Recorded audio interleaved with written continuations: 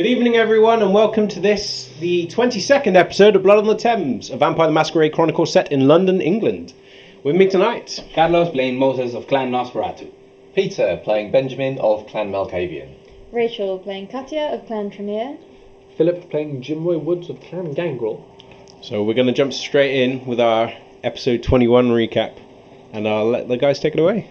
Well, last episode, the Sabbat attacked Edmund's gallery during Benjamin's unveiling. Darkness descends, and monsters attack. Moses goes into hunger frenzy and eats a mystery hand. I don't know what happened to the owner. And his chest explodes, and he's sent into torpor. Okay. Jim, however, immediately goes to Alicia's aid, and they trade blows with the giant monster in the dark. They both end up managing to rip this thing to shreds, but Jim is walking away with broken ribs and a broken neck. God, Jim was only 15 feet tall. Yeah. Fucking her! Katia goes spider-vamp to escape and is reunited in her attempt with Will. They meet with Jim and Alicia outside, having all now escaped from the chaos, and chase down the Sabbat after stealing Michael Chase's car. This does not end well for the car. So in the gallery, Benjamin runs away from a vampire with a stake. He then runs away from a couple of very scary, slightly weird-looking vampires. In fact, he just runs away from everything except the sound of Edmund's voice, which, I should say disembodied voice, which lures him to Abigail's flat. There he meets Edmund, who is very, very cross about the fact that the gallery has been attacked by Sabbat and wants revenge. He gives Benjamin a blood-stained note and tells him to meet him the next night. And the other thing to mention is that there is, around this time, whilst there are car chases and other things going on, there is an explosion from the direction of the gallery, along with two other explosions from different directions. Despite Jim's attempts to chase down the Sabbat in the car, he has become too physically damaged to continue, and the Sabbat managed to escape. Alicia stalks off, furious with Jim. Well, that shit fucking hurt. So then Jim moves the bullet-ridden car with Katia and Will in to go to hide in Will's flats, and Benjamin joins them there. Meanwhile, shortly afterwards, Will lures a drug dealer acquaintance to her flat and executes him efficiently so that Jim can feed and start to heal some of his atrocious damage that he won't shut up about. An injured Sabine also arrives, and Katia persuades her to help them all find Moses the following day. Moses wakes up in a dark room. This very sinister, one-eyed Sabbat guy keeps on asking, where is Vement? Apparently an ancient Shemisk. Moses agrees to find Vement in return for Alice's release. He's told the way to find Vement is through the most wonderful Edmund St. Clair. And that's where we left it. Where we left off. So, everyone's done their rouse checks before we went to Moses, who was left alone in the dark. So, where do we go?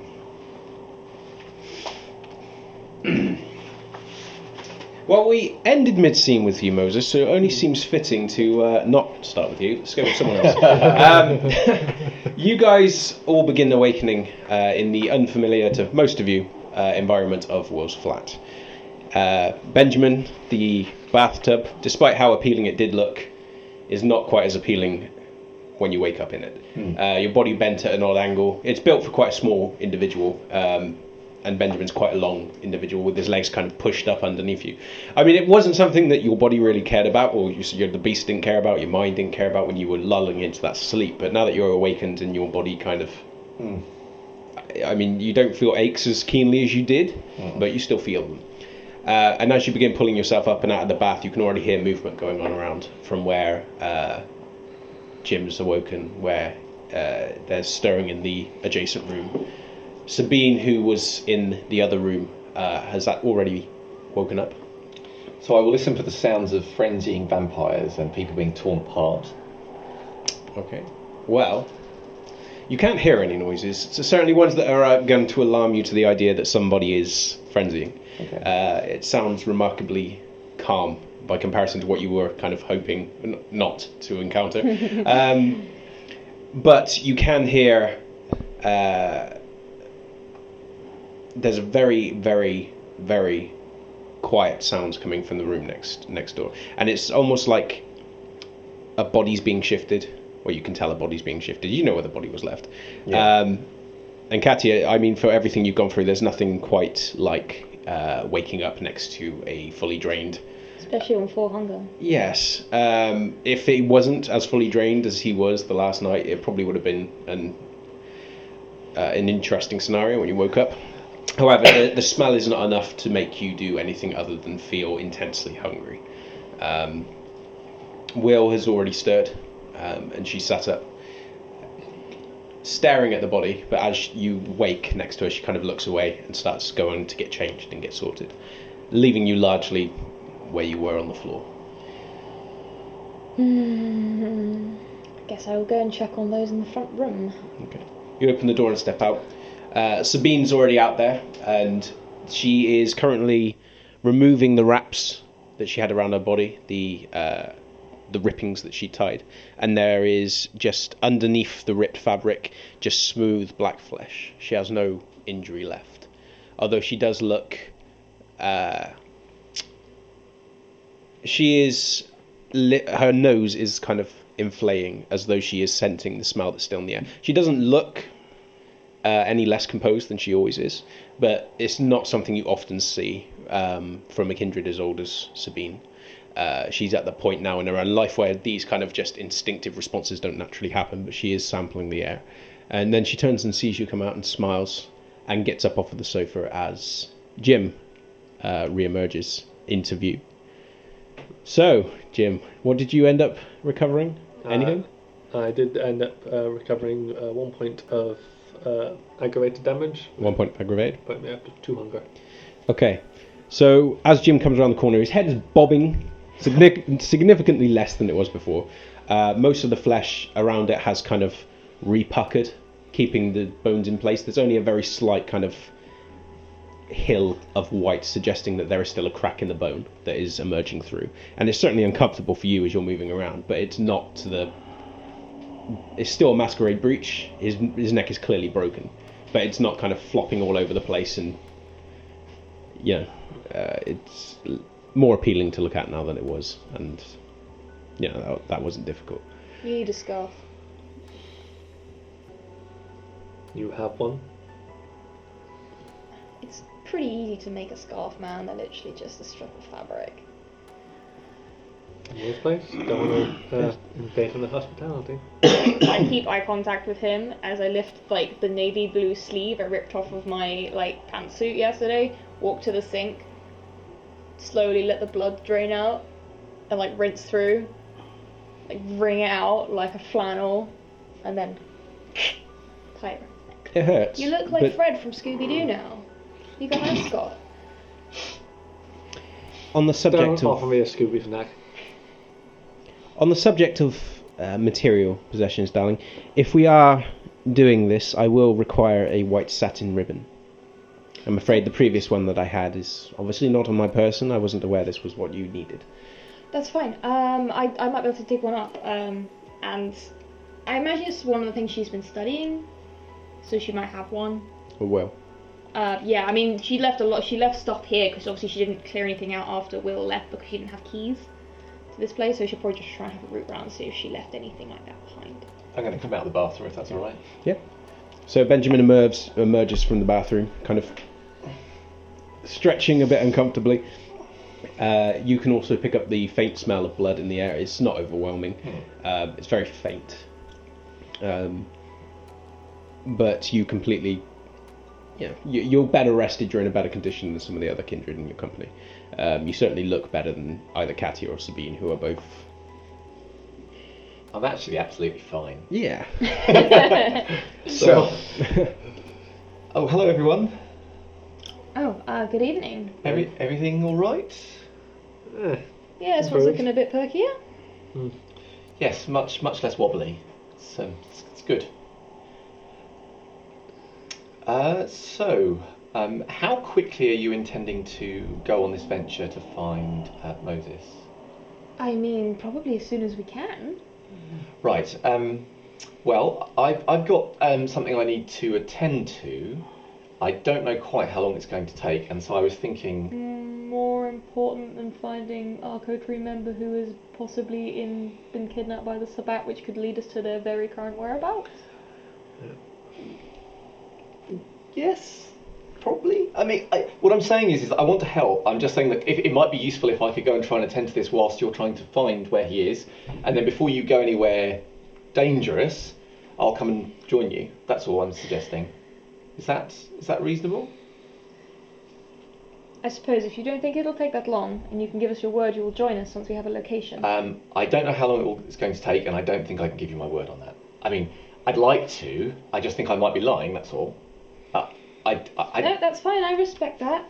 Sorry, it's not up to me. It's sometimes you understand. Sometimes you have business that you have to take care of, and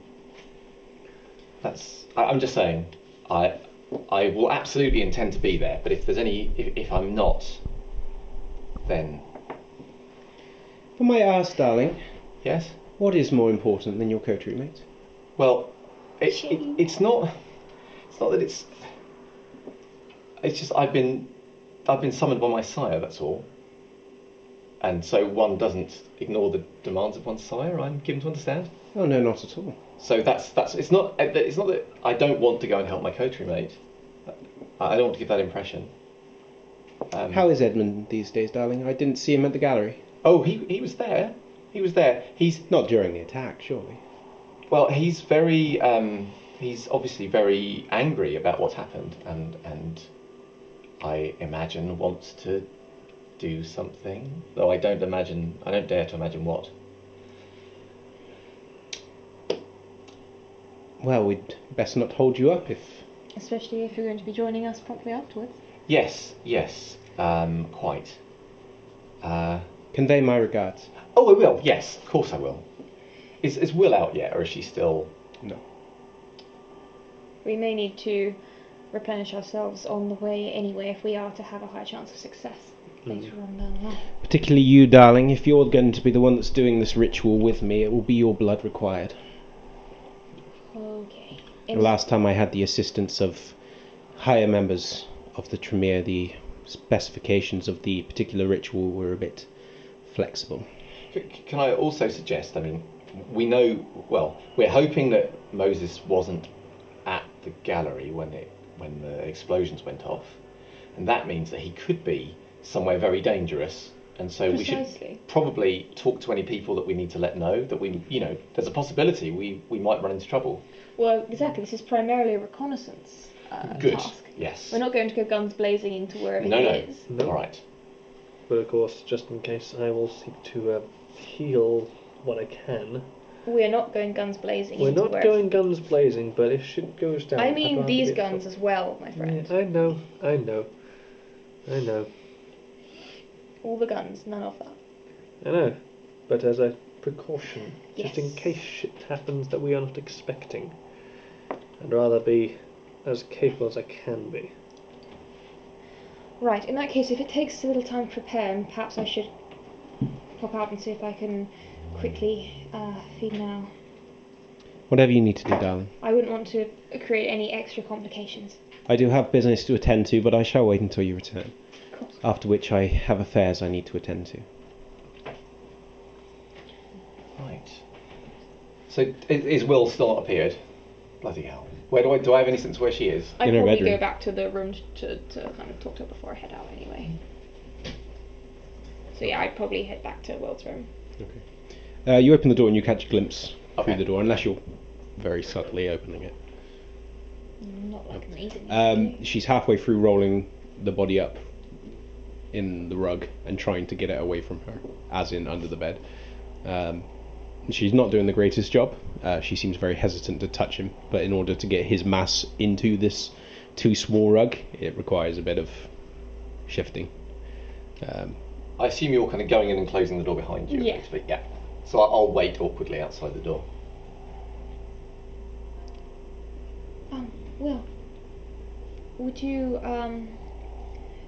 I mean, since this was for one of my coterie, would you appreciate us assisting you with this? Does No. that seem fair? No, I'm okay. I just I'm almost done. I just need to get him under the bed. He can't stay under the bed. Just for now. Alright, well, if you need help moving him later on down the line, please don't hesitate. I've got to head out quickly. I need to feed. It got a bit close last night. Well, it's a wonder we got out unscathed at all. But, yes, so I'm just gonna head out, and then when I return, we're going to perform the ritual to attempt to find Moses. Okay. Do you need me to go with you, or? It's up to you. Whether you'd rather stay here. I mean, No. I won't lie. It would be useful. With my coterie, we kind of had a habit of travelling in pairs for this sort of thing, just for safety. And of course, one of them is in no condition to do that, and the other one has got to scoot off to go and see his sire. So I would appreciate the company. Of course. I'll just get my jacket and I'll join you. Of course. She goes and grabs the jacket that she normally wore. It's actually one of the few things she's got left from her mother. And it's, aside from the scarf and the other bits and pieces that you've bought her, it's one of the things that she is probably the most particular about having. She's not very a materialistic person. But this jacket has been repaired so many times that it's a wonder she just hasn't thrown it out, just because it's not really the same jacket anymore. But she keeps it on her and she takes it and heads off towards the front door with you. Well, when they come out, I'll say, Will, would it be alright if I had a quick word with you? Sure. In private. Okay. Won't take long, hopefully. The kind of discussion that we can have out in the hall, or the kind of discussion that needs to be had in here? No, not out in the hall, no. Okay, she seems to turn around back towards the bedroom, stops as she's going for the door handle, and then instead goes to the bathroom and steps in there. Okay. My office. Right, go ahead. Yeah, okay, I'll go in and shut the door. Okay. Outside the door, Sabine just waits. Well, okay. I'm sorry, this is probably going to be a little bit awkward and I don't have a lot of time, but I wanted to ask you, because you're really the only person I know with any relevant experience about being a ghoul. Specifically, I wanted to, and I'm sorry if this is too much to, but I suppose the question is, if you were having your time over again and you had the opportunity to be a ghoul again, would you have said no? Or, you know, is it terrible being a ghoul? I suppose that's what I'm trying to ask. No, it wasn't. Not to me, but and I've since seen ghouls that... I think it depends on the people involved. All right, yes, and assuming the people involved aren't horrible, it's preferable to death, I'm assuming? It's like living with two of the most powerful addictions in conceivable.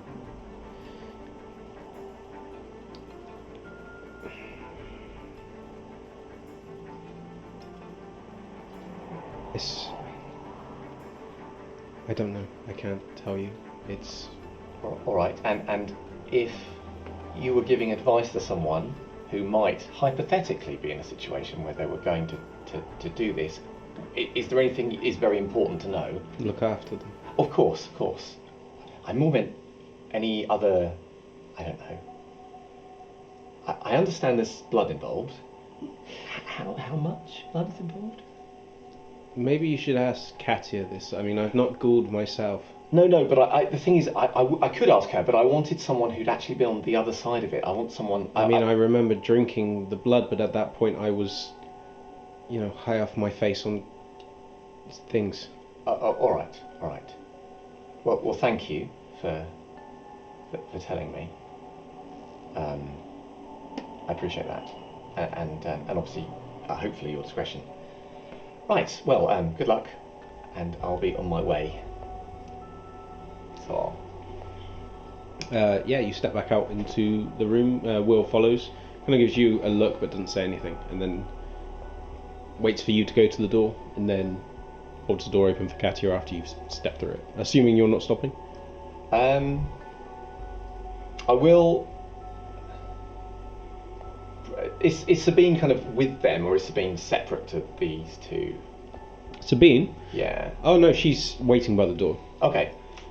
Well, then She wasn't like moving over to the door to listen. She didn't, she's just. I will go over to these two then, and say, I'm sorry I'm being very vague about this, it's because I don't actually know what's going to happen. I have this feeling that it might be quite dangerous. So if you don't hear from me, probably best to assume bad things. But do call when you find this thing, and hopefully I'll come and I have a slight counter proposal. Yes. If you text us when you get there, and text us, I suppose, as regularly as you are able to, if suddenly you stop them, we'll know something's wrong. All right. Yes. For sure. All right. Okay. That's very good. I'll do that. Thank you. Okay. Right. Right. Bye. Okay. Will waits for you outside. Okay. I will also head out.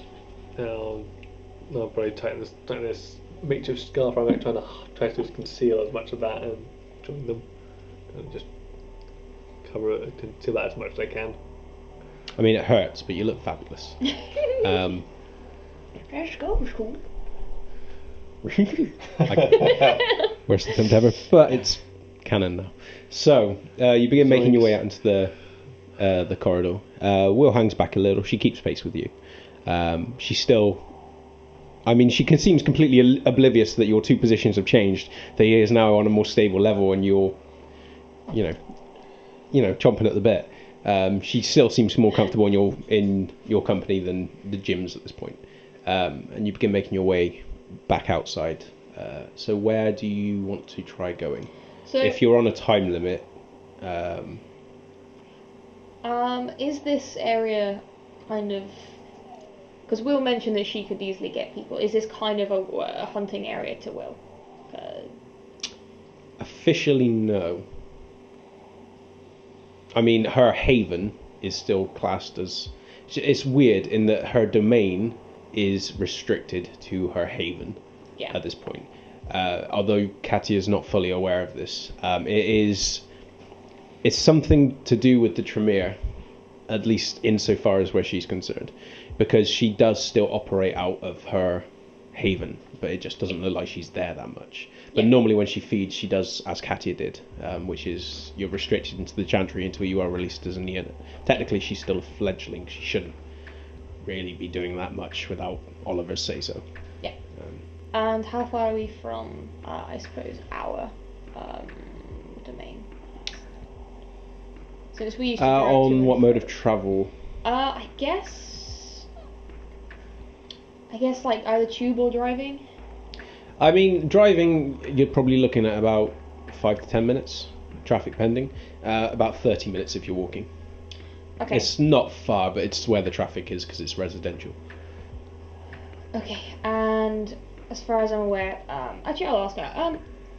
Will, I know you never came up to pick up your car. Are you still driving? I've got the car. It's not here though. Oh, that's fine. Cool. In which case, we should probably get the tubes get as quick as we can to where we need to go. The bus is actually quicker to yours. Oh, okay. We'll do that then. And she kind of reaches into the coat and pulls out a timetable for that bus and just starts walking over and waits with you over by the bus. Meanwhile, I've kind of put the hood of the clothes I've borrowed from her up, and I'm probably look like a bit of an addict myself right now, very, very gaunt, keeping it all kind of hidden away. Okay, and you're going? No, you're still going with her. Okay, so you move off towards the bus. Quick question from you, Ben. How are you making your way to where you're going? Well, I'm not going there yet. I'm going to where the last hotel I put Amelia in. Okay. And I'm going by car. All right. In that case, we'll cut to you while you're waiting for the bus. It doesn't take you too long to make your way back towards the hotel.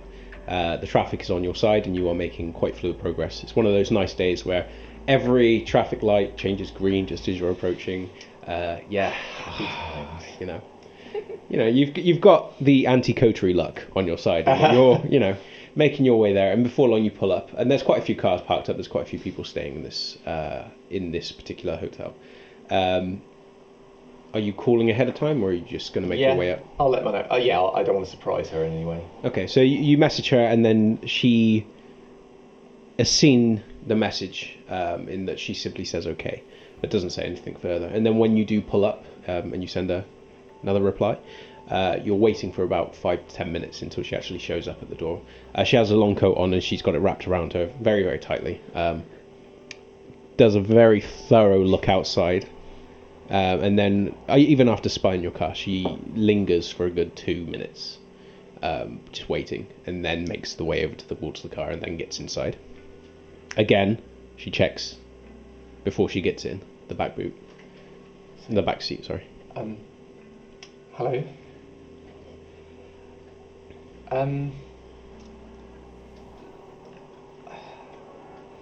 Well, there's. I suppose I should get straight to business. I've got places I have to be tonight. The first thing I was thinking is that this is. Well, last night there was an attack on the gallery, and I'm fine, but I could easily have not been fine. And it occurred to me that if I had been turned into if I'd been killed, that you would be in a very difficult position. So I think, given the way things are at the moment, we need to take steps immediately to make sure that you're more self-sufficient in some way. And I was thinking maybe a quick answer to that might be for you to, if I wrote you a check or something for a decent amount of money, and then you could get a place to live or rent or something in a more long-term basis rather than this hotel rooms. And then even if I'm not back for a couple of nights, you're not going to be, stranded. Does that sound like a good?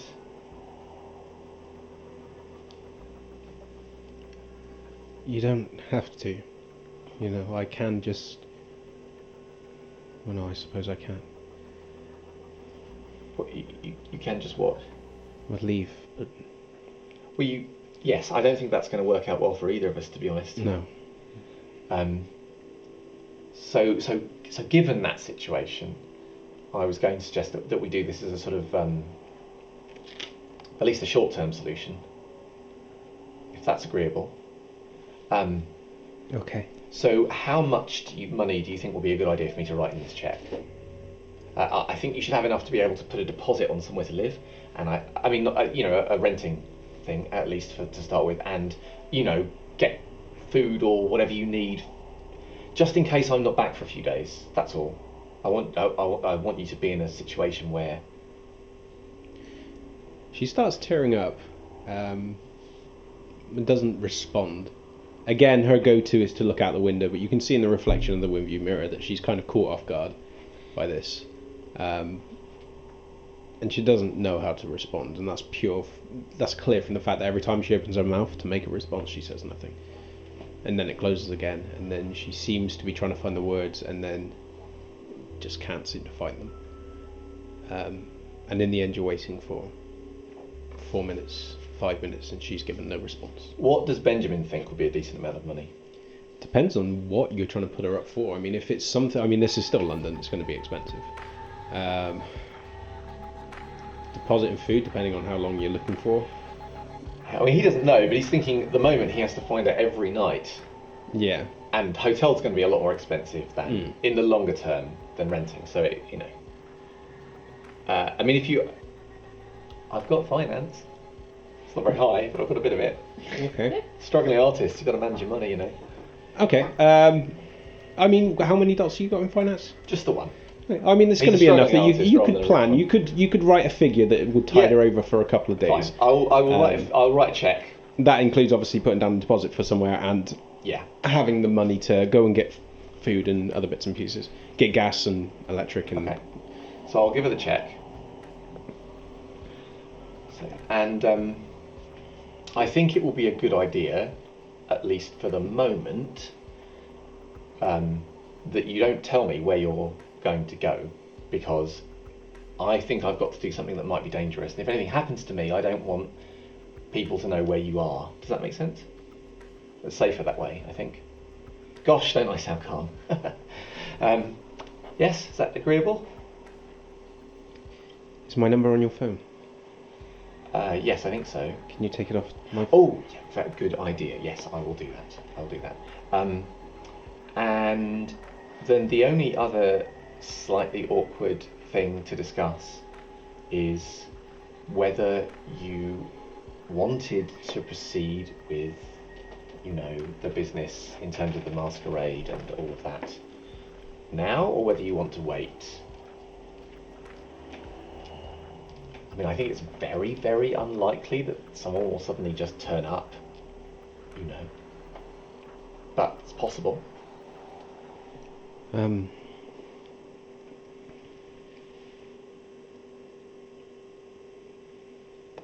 I have to give an answer now? You don't have to give an answer this moment, but when I go, I don't know, I might be away a few days, that's all. But if you want to wait, I completely understand it, that's fine. Yes. I just want it to be your decision, that's all. So you want to wait? Fine. Yes. All right. Please. Is there any way you'd like me to drop you off before I go? Or are you all right here? I'll be fine here. I can... I've got another night here, and then I can look for somewhere in the morning. Wonderful. Good. All right. Well, I'll be in touch. And good luck with all of the house hunting business.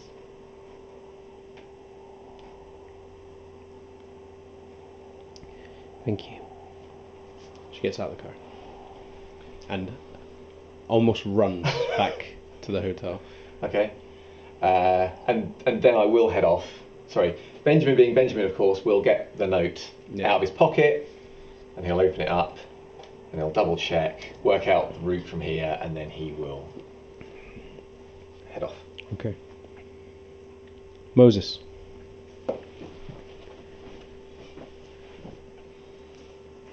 For someone being so aware of everything going on around them, it's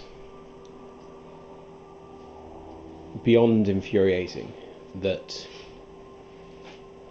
you cannot see in the dark. You cannot see what's going on. All you can see, and even then, not entirely, just the shade of your crucifix, which you know every detail about this, is just swaying frustratingly close to where your face is.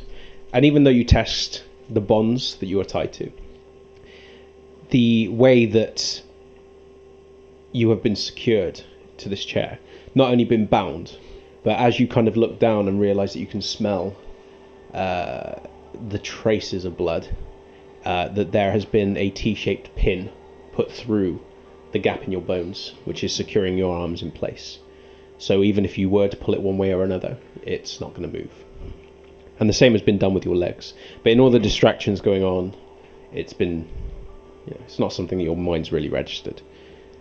And because you cannot turn your head because of similar restraints, all you can see is darkness. All you can hear is in the very distant,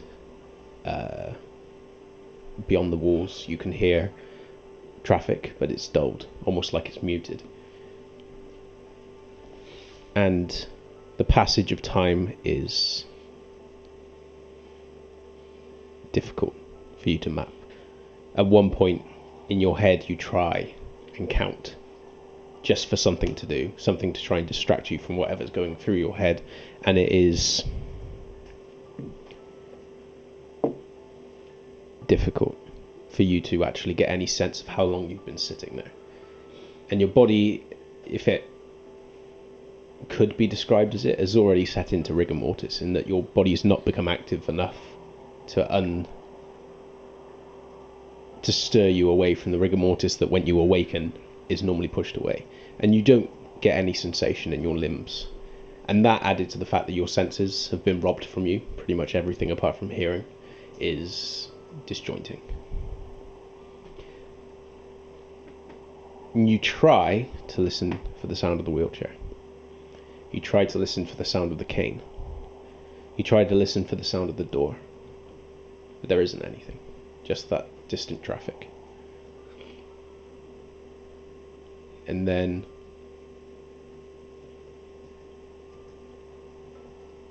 the traffic fades. What do you want to do? Let's get some help to this in this place. The furry four-legged type.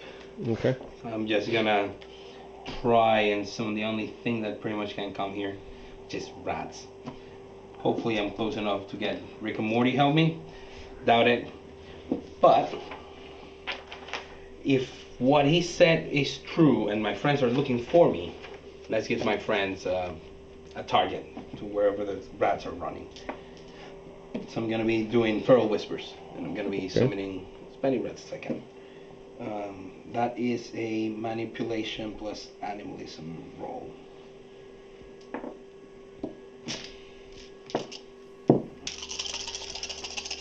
Come on, Rick and Morty! That is 2 successes. Okay. You begin putting out. You feel the blood begin to pulse through you. And I don't go hungry. And Sorry, you don't go I hungry. need to Okay. do a rouse check. I don't.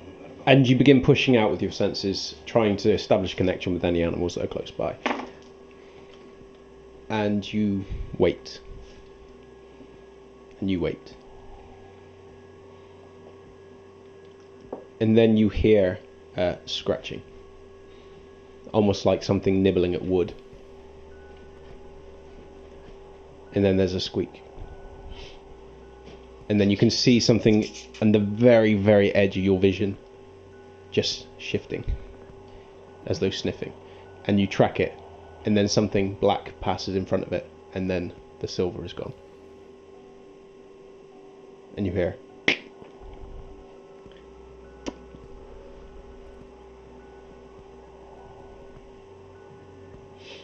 Whilst you guys are waiting for the bus,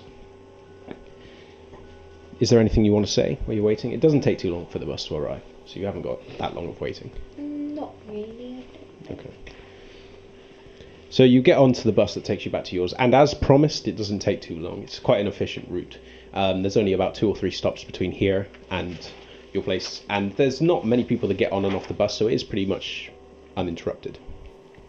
And you get off the stop directly opposite the crossed hands, which is the exact same stop where certain individuals waited before you guys made your flight, although that wasn't witnessed by you guys. I believe it was witnessed by Ben. But it's the same stop. As you guys get off, what do you want to do? Katia's going to head towards one of her usual hunting spots, which is one of the kind of, I guess, crowded, smoky bars. Okay. And do her usual hunting methods, I imagine, since she's not like someone who pounces on people in alleys. And how, Jim, if any way, are you going to be assisting her?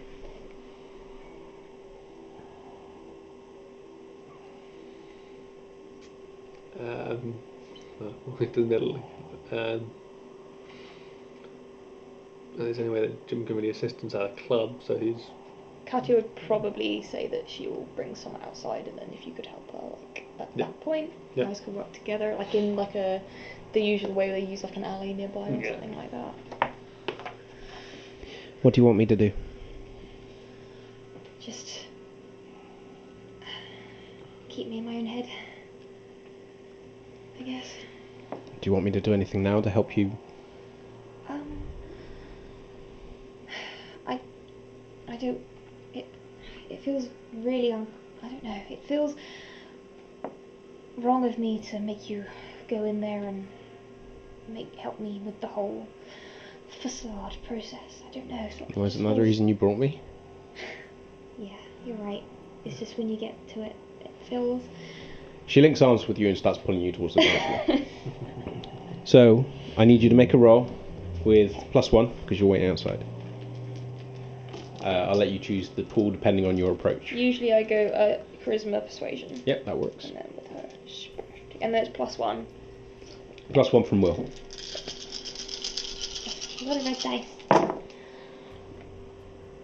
Okay, so that's 1, 2, oh geez, 3 bad roll. That's 1, 2, 3 successes. I will spend a willpower Okay. to reroll those.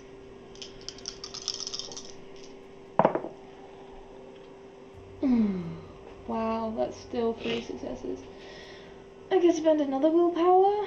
No, you can't, I don't think. Oh, you can't spend them twice. Well, that's just 3 successes then in a pool of 9 dice. Okay.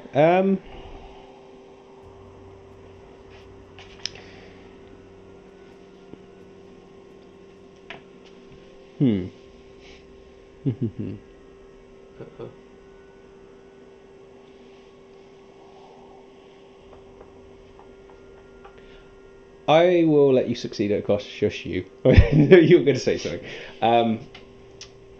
You will be caught leaving with this individual on CCTV. You and Will and Jim will be caught on CCTV waiting outside. So if anything does go wrong, there is evidence of it and you are unaware you've been caught on CCTV. So it's not an immediate consequence if you don't fail your... Yeah, but okay. Okay, yeah, let's take the risk and not fail the second time. Okay. Can't have terrible luck twice. That's right, there's a rule. It doesn't take you too long to locate somebody that takes interest. Will, for all of her shyness, seems quite,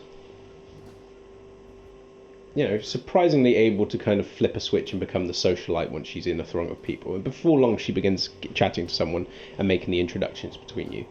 And then she, in the manner of one of the best wingmen ever, starts spinning tales, which immediately gets the guy's interest.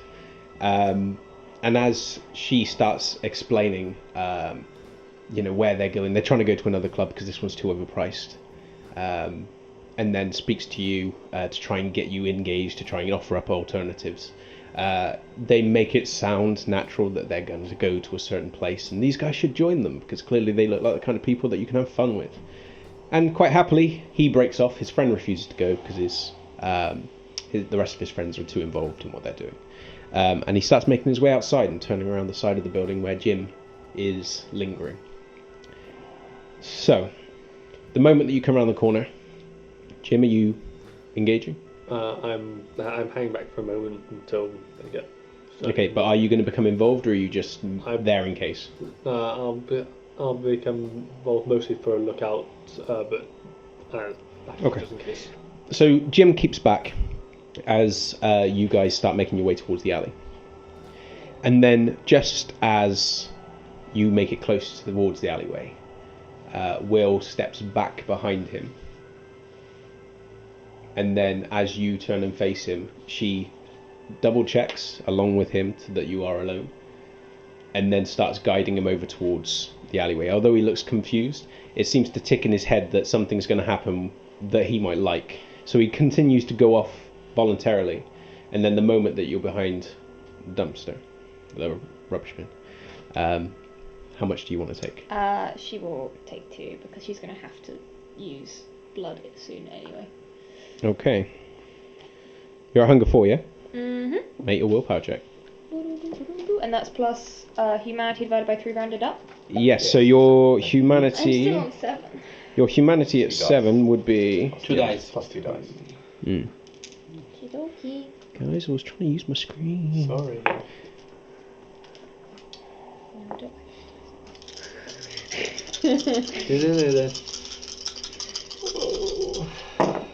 One, 2... Fucking hell. Yeah, that's 2 successes. 2? Yeah. Okay.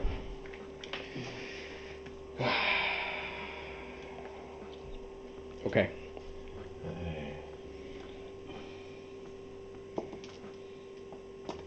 You're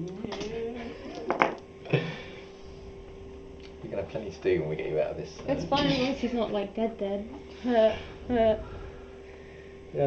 What's your hunger now for? 40.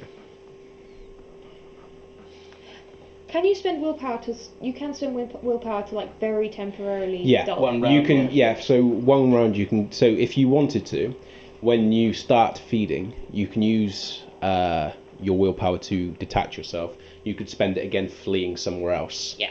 And then if you've got enough, taking yourself even further, but then your frenzy will kick in. Yes. It depends on whether or not you can get somewhere where you can let it vent and exhaust the beast before you have to satisfy the consequences. Okay. You can also try and satiate the beast. Feeding very carefully, until hunger 1, and then doing that. Because with Oh, you hunger, can do that. I mean, when in a feeding frenzy, a hunger, either you kill them and drain them, and you go to hunger 0, or at hunger 1, make the heroic effort of spend willpower, run away, and vent the beast, but like really far away. Because if someone's around, you're gonna feel. Yeah, unless you're on full willpower, that's not likely. Yeah, exactly. You're gonna need a lot of willpower. I'm on full willpower -1. Of course, if you are draining them, it's going to take.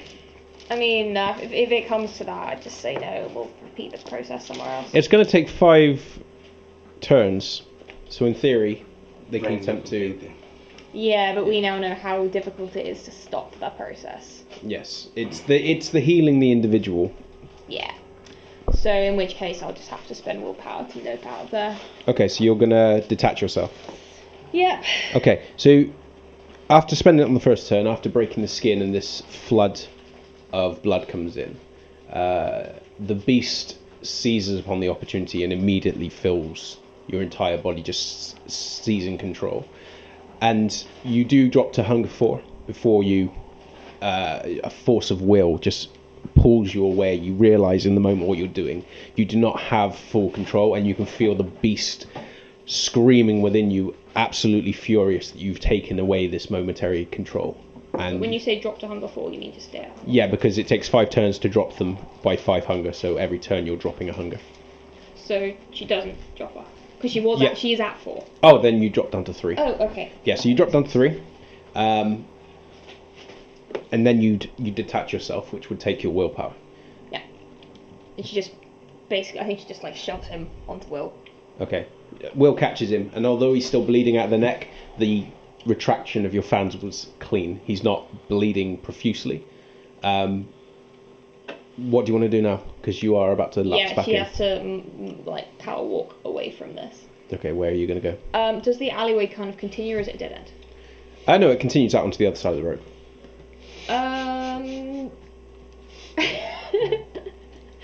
You're getting hints. This is the baby phase, guys, because we've been quite lax on frenzy so far, so they are adjusting. Avoid getting the thing. So bear with them. I guess whichever road is quieter. Okay. She'll just kind of just be staring like. That would be the road closest to you, because that was the one they were observing. Unless there's like a sewer kind of like entrance, or something else like here, which is more isolating. Okay. So you could probably make your way towards a manhole, but in order for you to get into the manhole, reseal it, you'd have to spend 2 willpower to get there and in. If you've got 2 willpower, you can make it in before the frenzy kicks in.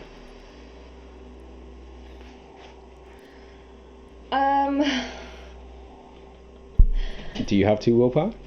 I do, but the problem is I'm gonna go back up to 4 hunger very soon anyway. So it's just delaying the inevitable. Or you can just stop fighting the beast and just drain him. It does come with its own problems, but frenzy is there. It is about to push through your boundaries of willpower. The hard decisions, guys. Yeah. They are hard decisions because, this is... They happen every time. This is why any rouse checks are a double-ended sword. Double edge as well. They're triple-bladed. Yeah. So while you're pondering I think while you're pondering this, Benjamin, you're going to begin making your way there, or are you making any other stops? I'm not making any other stops. I guess the thing I will do actually before I drive off is I will kind of probably in the glove compartment of the car on some bit of paper or something, I will disguise it using other numbers, but I will basically write down Amelia's number, because I figure Benjamin's not going to be necessarily able to perfectly memorise her number, particularly if he's gone through something traumatic. I just don't want it to be obvious. And then when I've done that, I'll then delete the number from my phone. And then I'll just go to the place he wanted me to go to. Okay.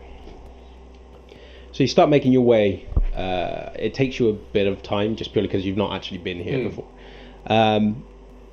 And you start making your way there. The traffic is a bit busier around here. There's more people going back and forth. It's not so much so that you're lagging behind, although you're not really given a time. So even so, you always feel as though you are being late. And I've got mixed feelings about this, because he's a bit apprehensive about what's going to happen, but equally he doesn't want to annoy Edmund by being late. So okay.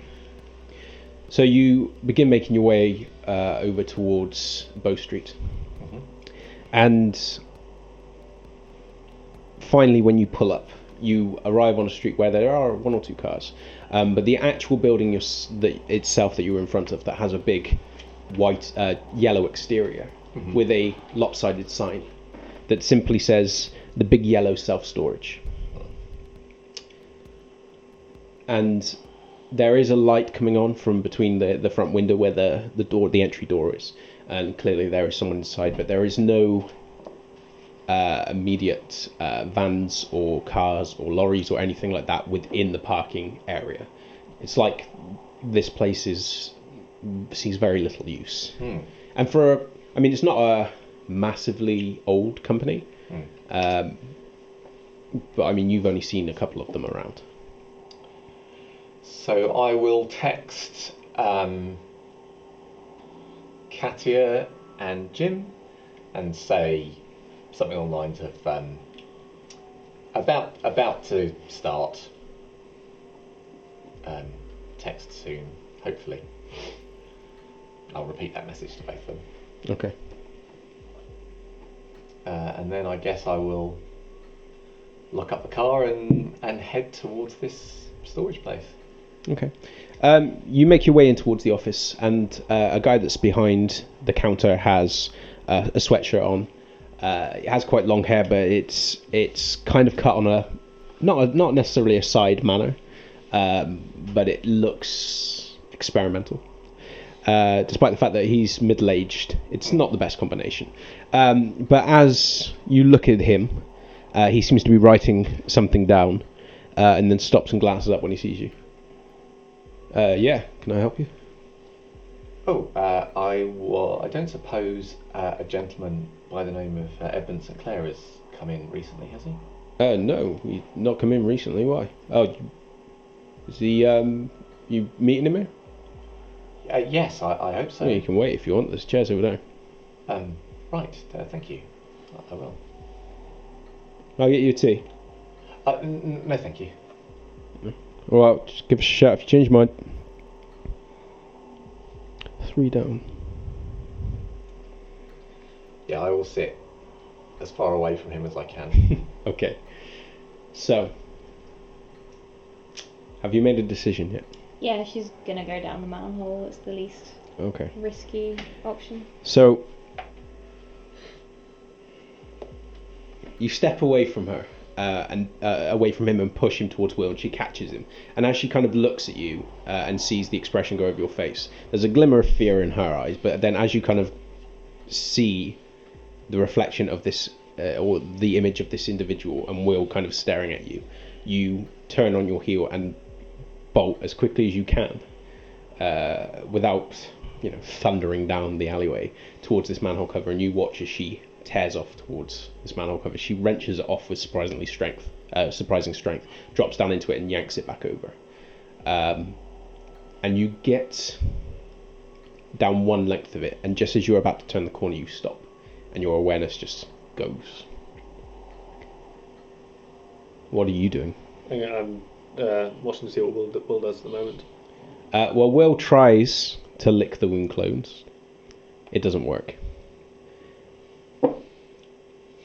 So, she is going to do something that probably won't work, but It's Will, so she'll try.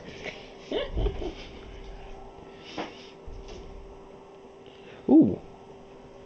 Okay. Wait, please. It was a crit win. Yes, Will. Channeling her into Moses. Fix it. She kind of looks at the blood coming out, and the sight and smell of it causes her nostrils to flare and her eyes to follow the track of the blood. And then looking over it towards you and looking over towards the manhole, she just looks down at it and then bites down. And it's clear as her lips lift and the blood begins pouring in that she is almost perfectly bitten down into the exact same mark as where Katia had made the holes. And because her fangs are slightly wider than Katia's, she actually covers the entirety of the surface area where she bites. Okay,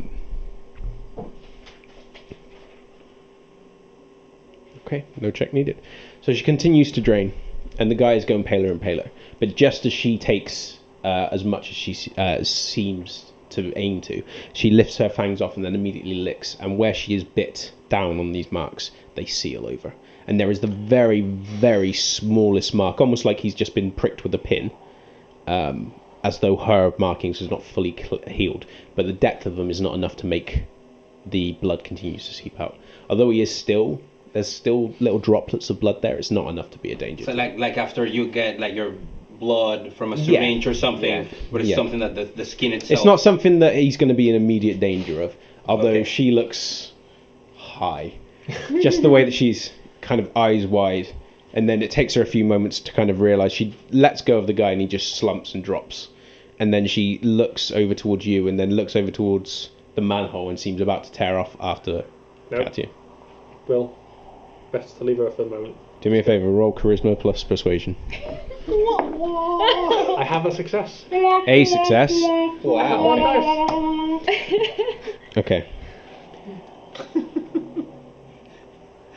She seems about to ignore you, but then just as she starts stepping over the body, she kind of, not the body, he's still breathing. She steps over it and then sees him lying there prone and pale, and then just stops.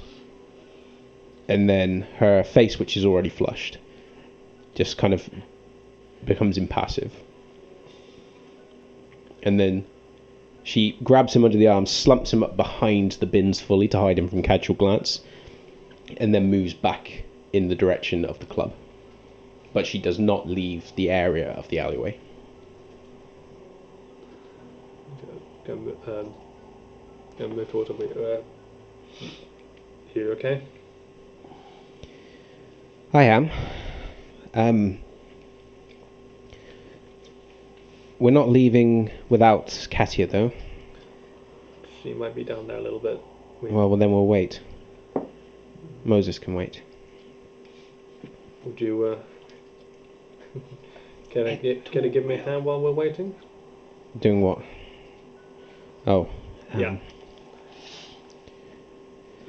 Let's try and be a little constructive while we wait. Okay. She seems very distracted. It's like she's like, I'm not looking at the manhole. I'm not looking at the manhole. And she's just focused on anything but looking back down the alleyway. Although it's quite clear from the flexing of her fingers that she kind of wants to go down there.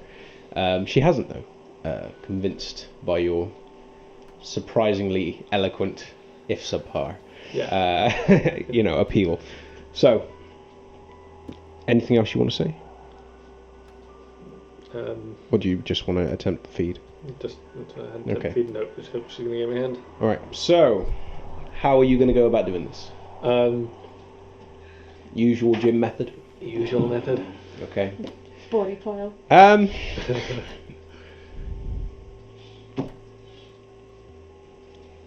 Okay, yeah, you'll get a +1 from Will. Roll the grappling specialty and the +1 from Will. Not grappling. Oh, no grappling? No. Because it's seeing too much generous use for every feeding you're doing, so... Right. Unless you specialise in getting that particular feeding. I did specialise at that. Doesn't matter though. What, for feeding? Yeah, for that feed, that for the alley cats. Oh, okay, in which case, yeah, roll another die as well. It doesn't matter. That is a crit win for 5 successes. Okay. How can I get that? Perhaps inspired... by Katia's lack of success. You pick your moment perfectly, and when there is an individual that is moving, he's not drunk, but he seems to be so openly exhausted that he's paying attention to nothing. As once or twice he almost sways out into the direction of the road, but he's trying to purposefully gather himself and move off, and you can tell he's not drunk because he doesn't smell anything like alcohol. But then you wait until he starts approaching past, and you move up behind him, glance around, and nobody's looking.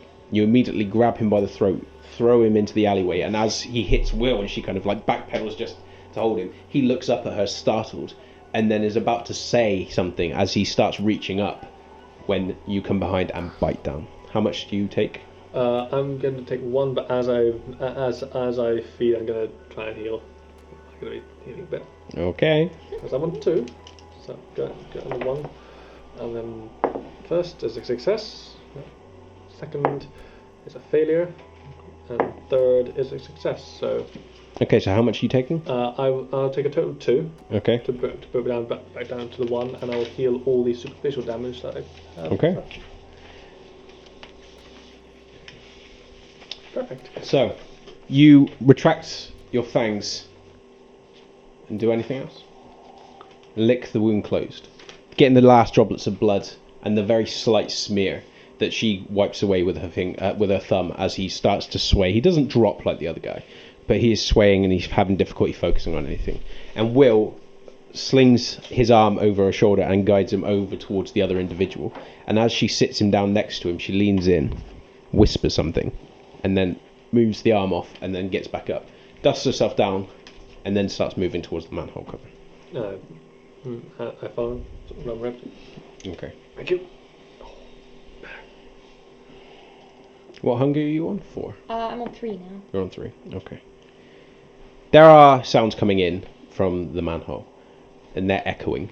But because of the traffic and people being distracted and talking, it doesn't carry up. It's only through virtue of your enhanced hearing, of all of your enhanced hearings, kindred, that you manage to pick it up. And the fact that you know that there's something there to listen for helps. Again, Will seems on the verge of trying to tear off after her, but she holds herself back. And then the minutes turn to an hour. How long are you willing to wait? Probably as it gets to an hour, I'll probably at least go there and have a look. Okay. I have no responsibility for anything that happens. Okay. Yep. 3, you said, yes? Mm-hmm.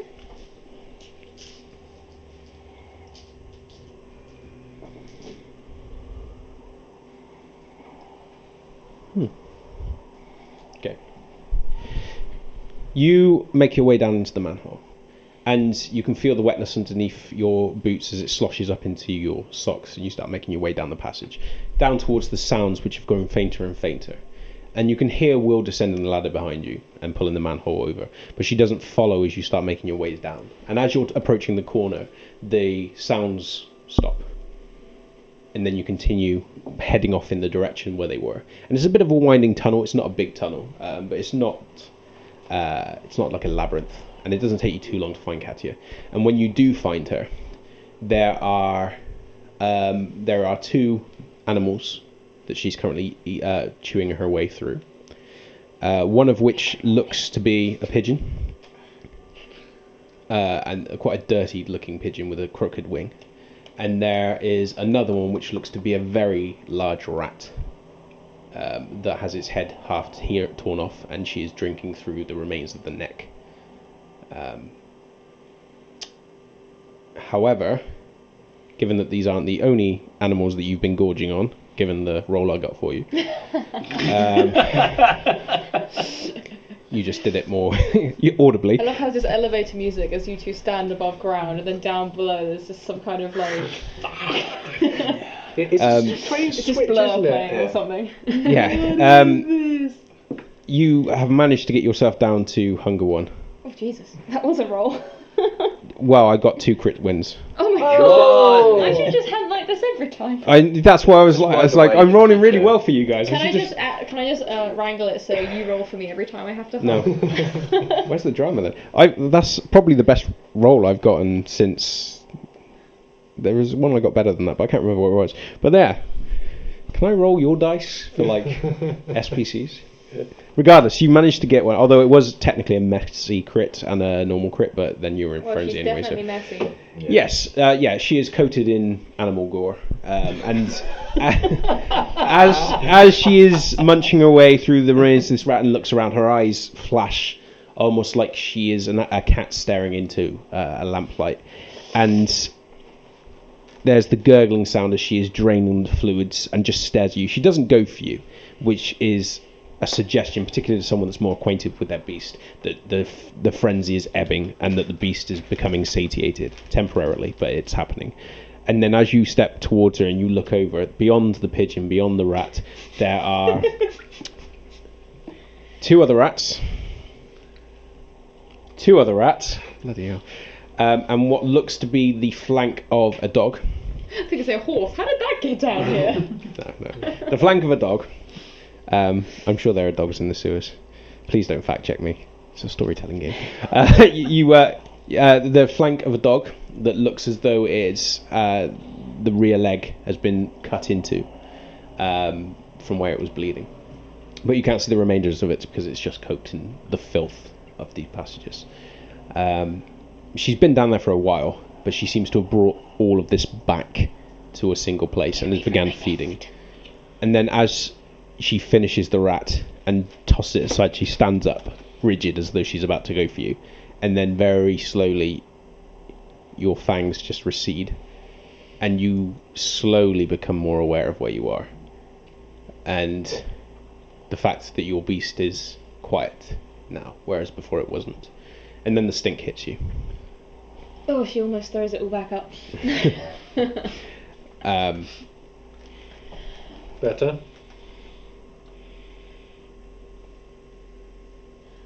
Will, I'm really sorry. I'm gonna have to wash these as well. You can keep them. I'm just picking feathers out. Let's get you back to the cross hands. Yes, We'll please. get you cleaned up. Come on. Will waits for you to go past and starts heading back up with you. That's a ridiculous roll.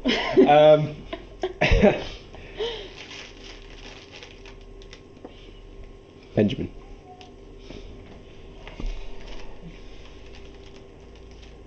So,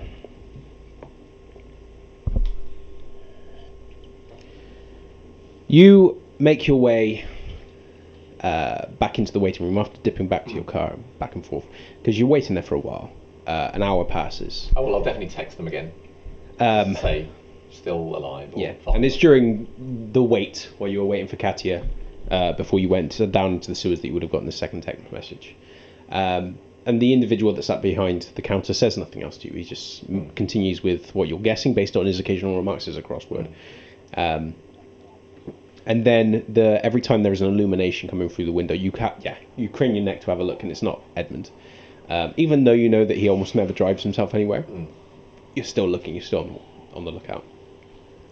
And then finally there is the sounds of movement from outside the door. And as it opens, you see Edmund step in with his hair down and a long coat over quite a thick high-neck jumper. And he shuts it behind himself, looks over towards you, sees you, and then looks over and sees the man behind the desk, who seems to brighten up as he enters. And he's like, "It's nice to see you, Mr. Sinclair." "Good evening, Greg. How is the wife and child?" "No, they're good. She invites you to dinner when you're free next." "Thank you. I'll be sure to drop round. But if you'll excuse me, Benjamin, thank you for coming." That's right. After tonight, I must, unfortunately, gather my things and end my monthly payments with yourselves. But I will speak details after I've spoken to my friend here. After you. Oh, right. So I'll go whichever way he's gesturing. Yeah, the single door that takes you into basically a long corridor with different yellow doors going off. And he starts just walking alongside you. He doesn't say anything, but he continues walking around this passage of doorways. And every now and again he slows, and you almost think you finally reached the doors that he's taken you to. But then he suddenly keeps walking, and you walk alongside him. And then, about a quarter of the way towards the end of this winding passage, he stops. And then he pulls out a key and just starts undoing one of the side locks. And it opens again into another long passage. This one flanked with quite large doors, as though it's like a utility storage. Mm-hmm. And then he steps in and then holds the door open for you. Go in. And he shuts it and locks it.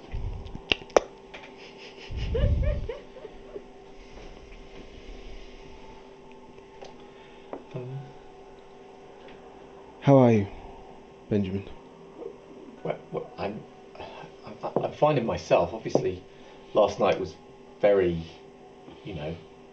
terrifying. But I managed to get out all right, and once I knew you were all right, and most of my friends are all right.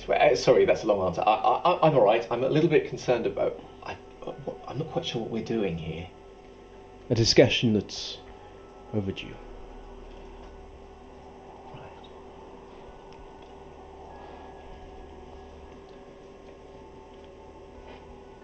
But before I begin talks which will be unpleasant for us both, I have a gift for you. Oh, was it the one that you were going to get me last night?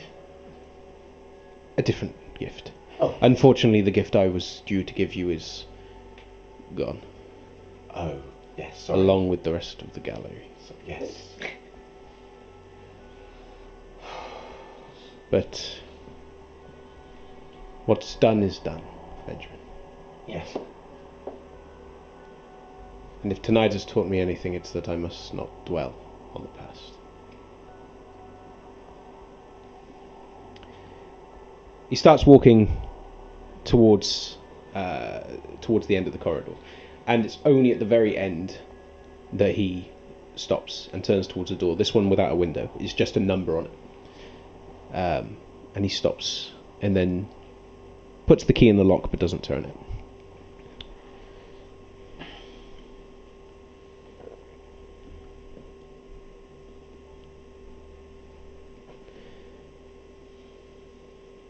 What you said a while ago,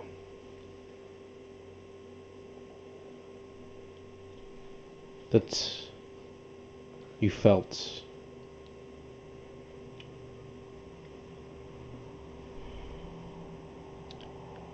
it was not intentional, Benjamin. It was never intentional. I'm sorry. Envious. Forsaken. Oh, I'm so sorry about that, Edmund. I don't think I was myself. I was. It's...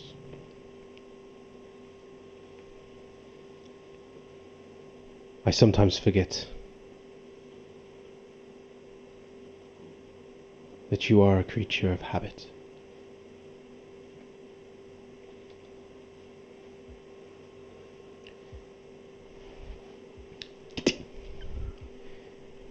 He opens the door, and inside is just a row of different boxes, almost like freezer boxes, but they are they don't look like freezers. They're more like kind of steeled. If you'd step in. Yes, I'll do so. He's locked another door behind me. Okay. Benjamin is starting to feel quite on edge at this point, I think. Okay. He moves over in towards the room and then looks between these various boxes, almost like he's counting. And then he doubles back and then moves over to one, and then sits on it.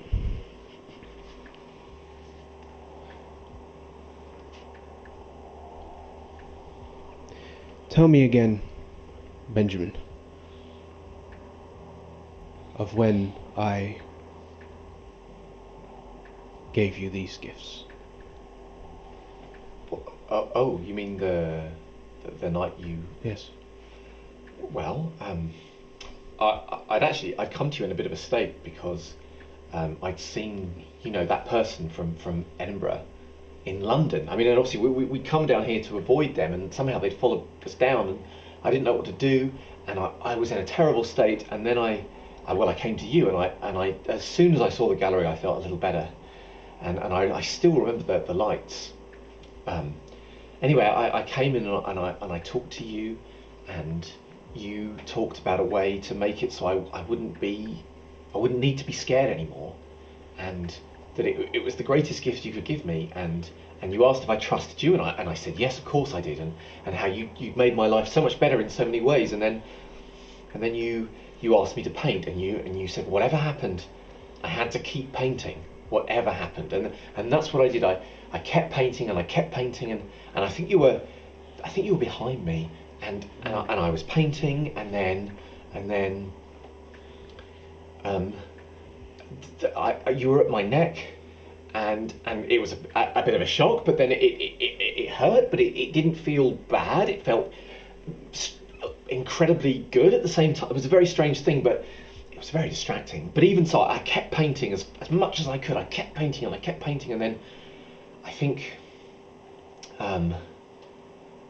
after that, I think I blacked out for a moment, and then I remember being in the gallery, and I remember there being this lady there, and I don't think I handled it very well. I think now I think I realise that you wanted me to feed, but I didn't understand, and I was just worried about it, and I got very fixated on a vein in her neck, and then in the end I took too long, and I think you used a pen to puncture the and then there was the blood, and then all I could do was feed, and I was terribly, and everything was so clear, the smells and the sounds. It was unlike anything. It was incredible. And also, I was very worried about the lady, but you seemed to suggest that was all fine. And then, I think I remember looking at traffic, or being distracted by all kinds of little details. And that was, I suppose, mostly what I remember. And then, of course, you started to tell me about everything, and very slowly things started to make more sense. And you looked after me, and like you always have, and still do.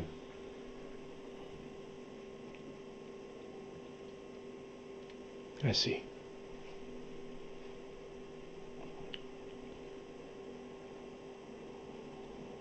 As I said, there is a gift I have for you.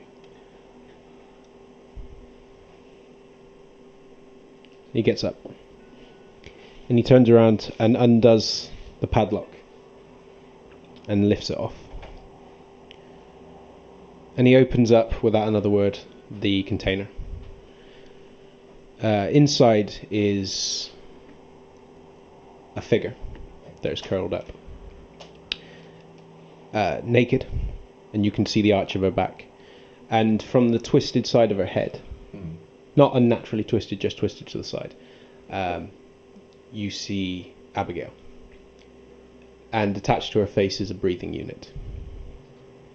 She is unconscious. Unharmed, that you can see, but unconscious.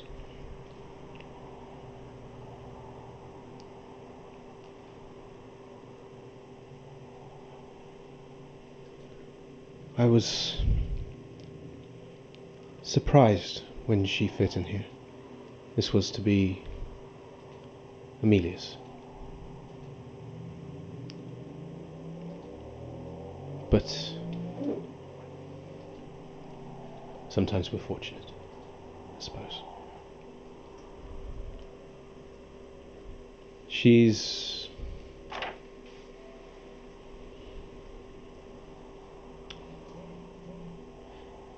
If I was to say that she is yours, Benjamin, Yes. what would you say? What would you do? I don't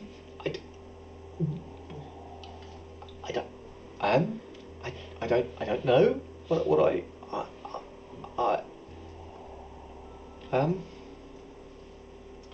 I don't think I've ever been given a gift like this before. What is she? Is she in a coma?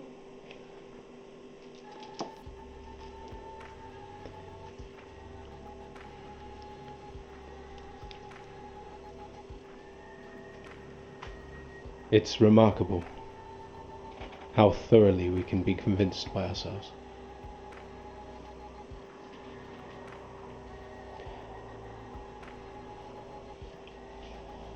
He reaches up and he closes the lid and returns the padlock.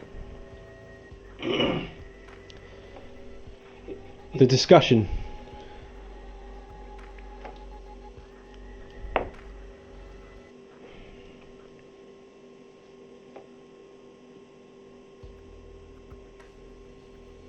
I have one more thing to show you, and then I will begin.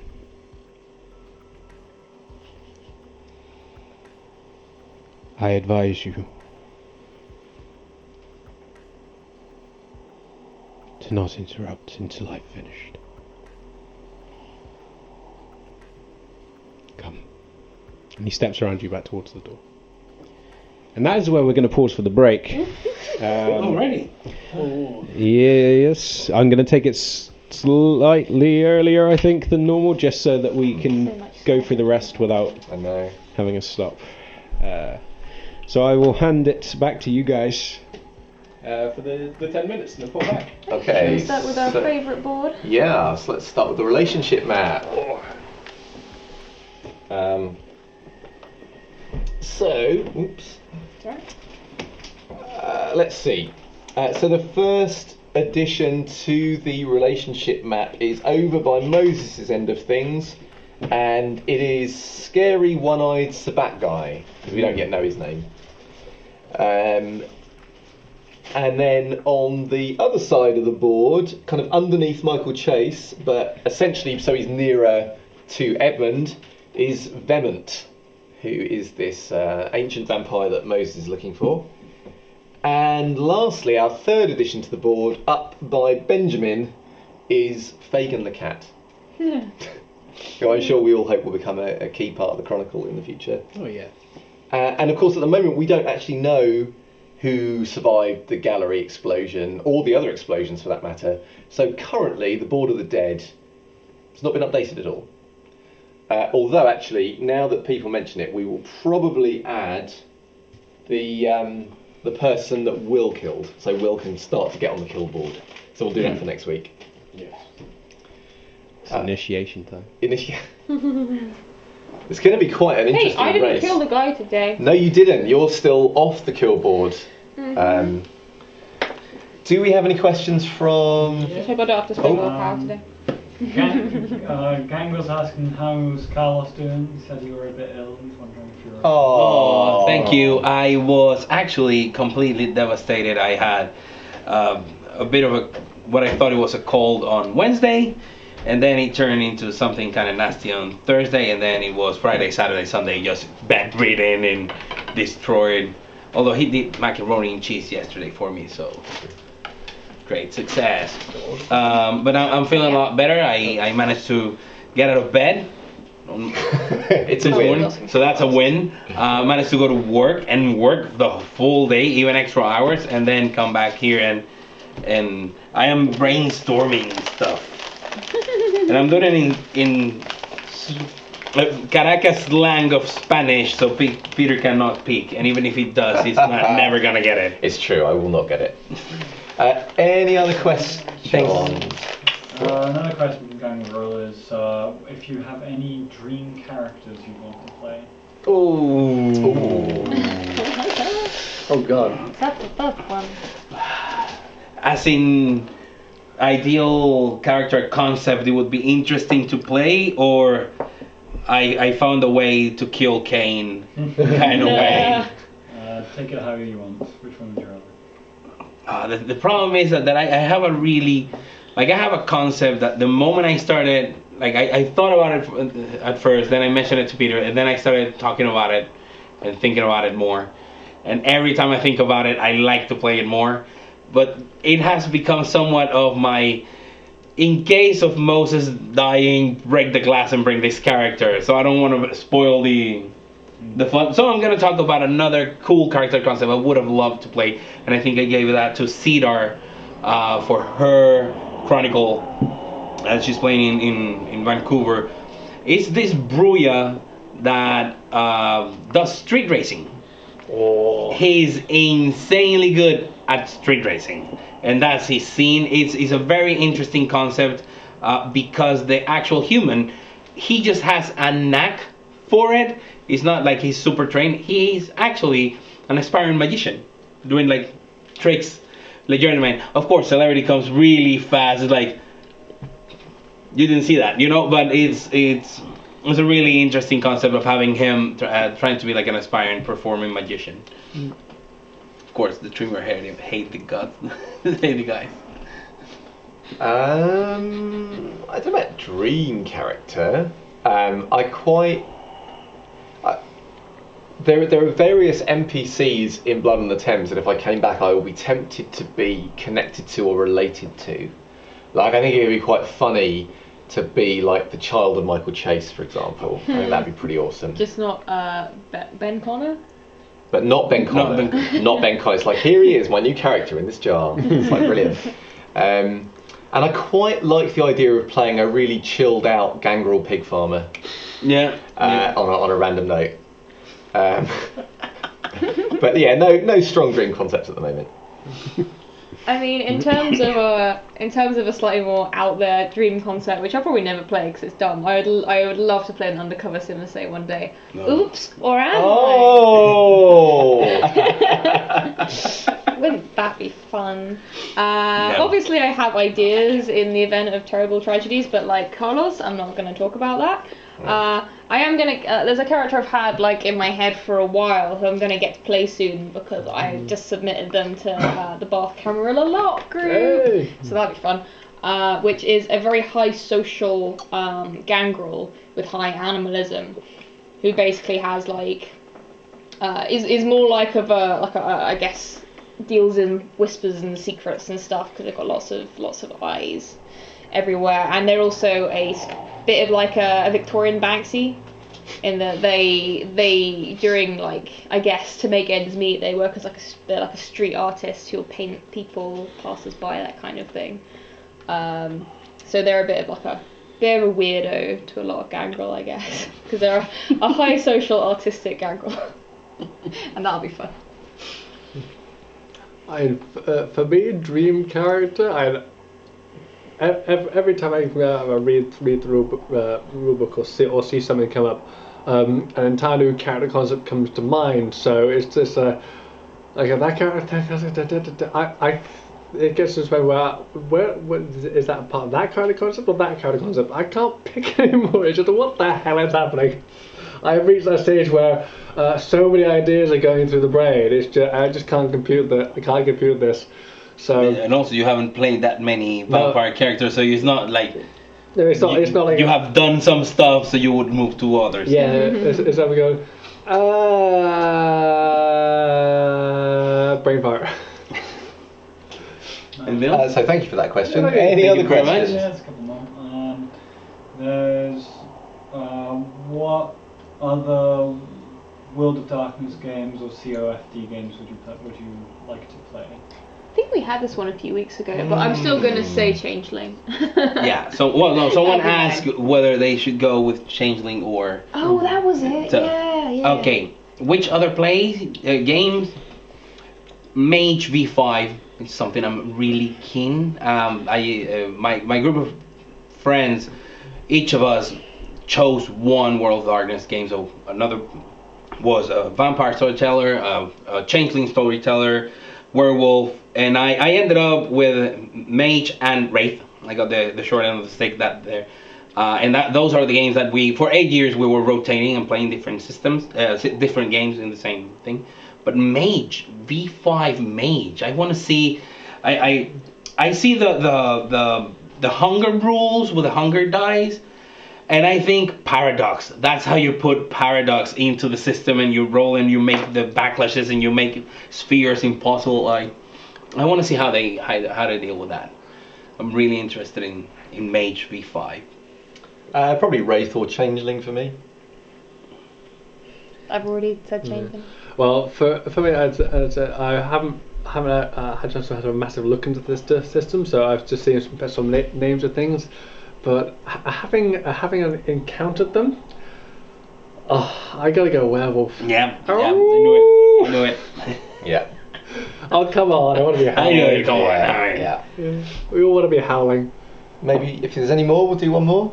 Mitch is asking. He's nagging. Skip that. Crazy. I think we should just. Now, what's Mitch asking? He's asking what's your favourite biscuit?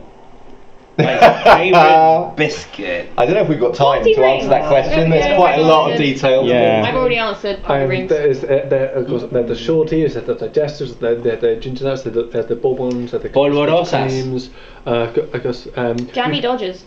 Jammy Dodgers, the pie Very good. rings. We could go on and on about this. Bourbons. So yeah. I mean, Also, we're getting the right distinction. These are biscuits, not cookies. yeah, maybe caramel digestives, chocolate caramel just to give it. But my first love was custard creams, and there will always be a bit of my heart devoted to them. Wow, you're so basic, man. I am Captain Basic.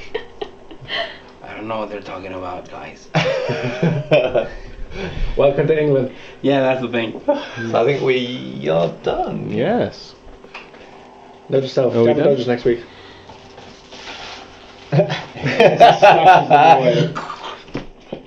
Nothing happened. Nobody saw that. No. Smooth. So.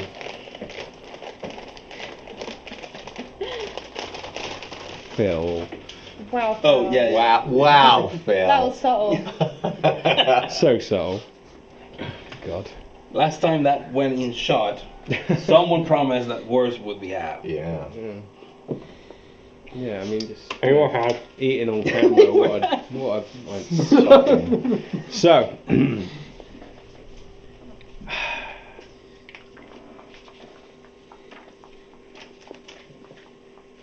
Moses. Oh.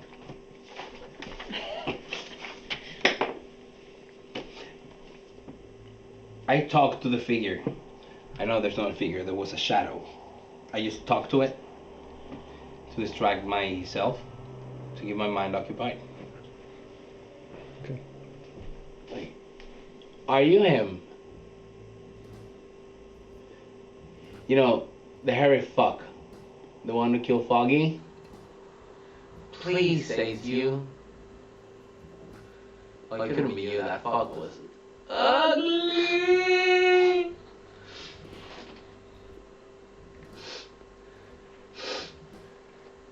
And you don't smell like fart. So you're not him. This disgusting bitch. Also, who harms a helpless fox? And I just start going that way so as to not go mad. You get to about halfway through your spiel.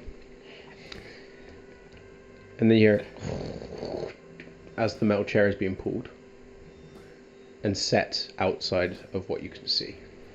Almost as though someone's sitting directly opposite you and is just listening.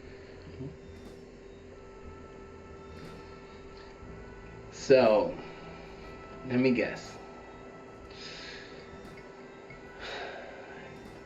You cannot be an Nosferatu. I mean, you're stupid. That's for starters. So you cannot be Nosferatu. Also, do I smell anything? You produce nothing. Also, you cannot be like a Toreador. Unless you're a very creepy guy that gets like weird sensations when they look ugly stuff like me. You're not one of those weirdos, are you? Okay, good, fine. So maybe a Ventru, but this is not the place for a guy like you. I'm gonna go on a limb and say you're kind of dumb and quiet. Are you a gangrel? I know a gangrel. Moses? Hey, You know that voice. do I recognize it? Yeah. It's Lucy. Is it in my head? Sounds like it's coming directly in front of you. Yeah. Where's Foggy? Not around. Went to visit your mom. When's he coming back? You're such an idiot. Lucy knows her mom's not coming back. I meant Foggy. Foggy is with Lucy's mom. Neither of them is coming back. We had to send Foggy on a very special mission to keep Lucy's mom company.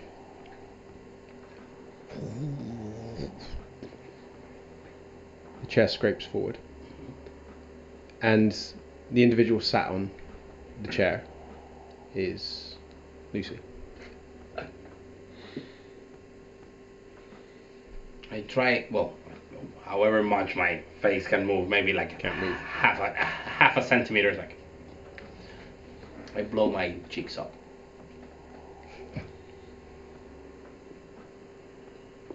What does Lucy do?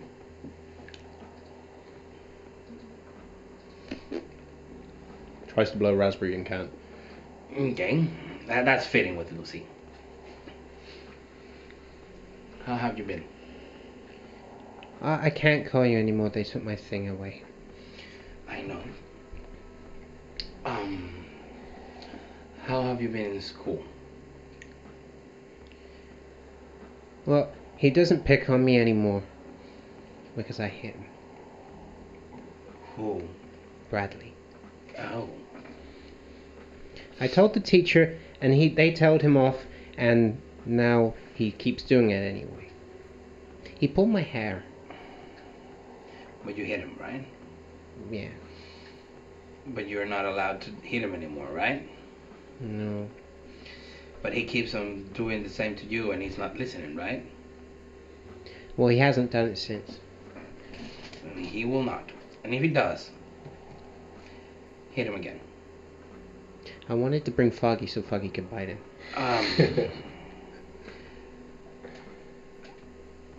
I'll get you something better. Okay. I don't like it here. Where's your aunt? I don't know. How do you get here? I don't know. How long have you been here? I don't know. I'm at hunger too. Do I see her veins? Do I see her blood? Do I feel her blood pulsating? Do I smell it? Seem to be able to smell it.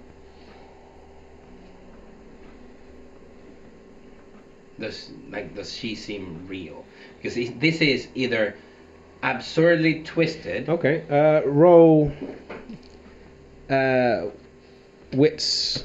No. Yeah, wits plus awareness. I mean, I thought she wasn't real when she didn't do when I did. But wits plus awareness, right? Mm.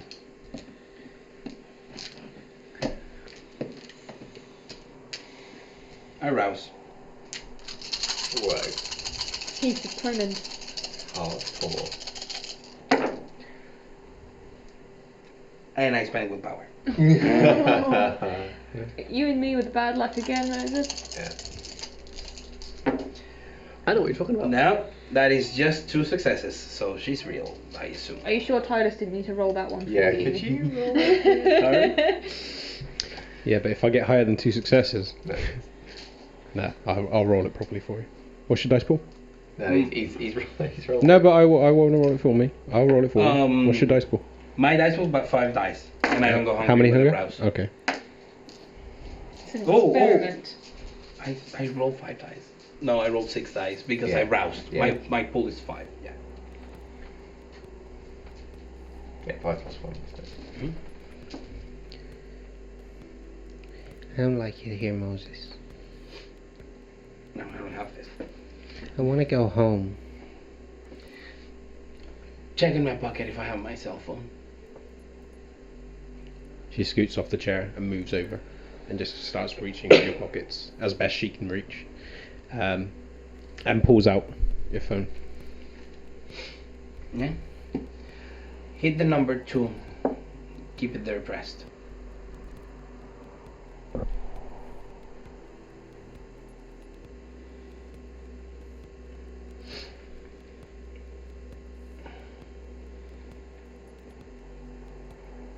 It's not working. And she holds it up to your ear and you can't hear anything. But the screen is turned on, right? Do I have any signal, any reception, any battery? Well, battery, I No battery you do, signal you do. no signal. It's like, I think you're gonna have to step outside and hit the number 2. Okay. Are you going anywhere? Can you come with me? No, I am doing this really weird exercise. That's why I'm in this sort of vertical bed. Okay, I'll be right back. And she walks off with the phone. You hear her footsteps recede.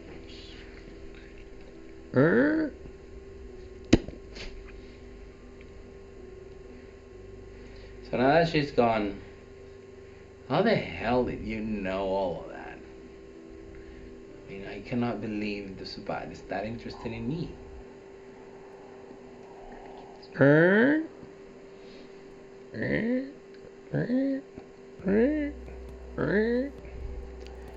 Wheelchair comes into view. And Lucy is strapped to it. With a blindfold. And you hear movement.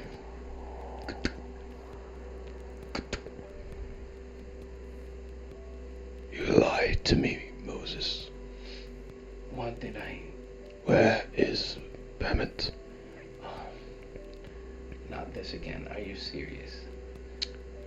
The wheelchair pings back, and just as she yelps, she goes out of steam. That's when I start screaming. It's like, let it go. Yep. Let it go. It's a couple of hours to have it let me go. Echo as you hear the wheelchair going back towards the door, and then you hear the scraping of the chair as it's pulled in front of you, and the same individual sits and just waits. Are you gonna ask the question? I already know your answer. So let's skip to the end.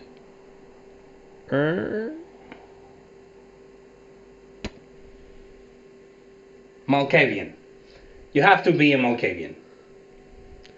The guy comes in and lays a leather thing in front of you. And then another. And then another. I thought you were gonna ask a question for him. And then another. And he starts unwrapping them. And the angry shout that erupts from your throat is what wakes you. And you are in the back room again. And then as you glance around, you look down and realise that as you're kind of touching your face that your hands are free, but your legs aren't.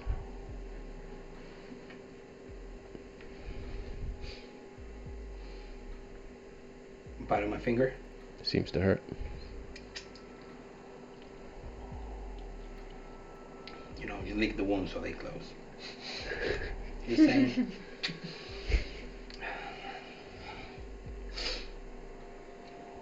Okay.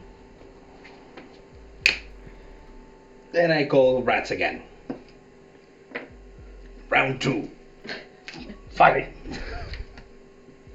I'm gonna try it again, just to see if I can find my way out while I try to unstrap my leg. But first, let me Perform the calling. 3 successes. And I go hungry. See, now you know it's not a dream. Sorry? Now you know it's not a dream. Yeah? You hear the squeaking. Sorry? You hear the squeaking. And then you see the outline. And then a shadow. It's the outline of a cat.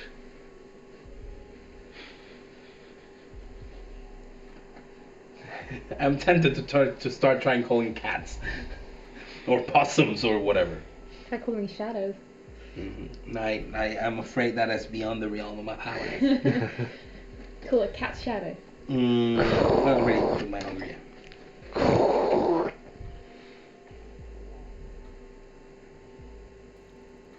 Moses. Carrion? Moses. Goldilocks? The figure which steps out of the shadows is one you was not expecting to see. You were hoping you'd never see. But the long jaw, the long arms, the hunched figure and that baseball cap is immediately recognizable as he just stares at you. And it's only the outline. I should have known. I'm gonna break you, Moses. There's only one fucker who's so gone twisted that could have thought of this. Long time no see, Alderman. He steps out of view. So how's it going? Do you still like feeling almighty and powerful when by jumping kind?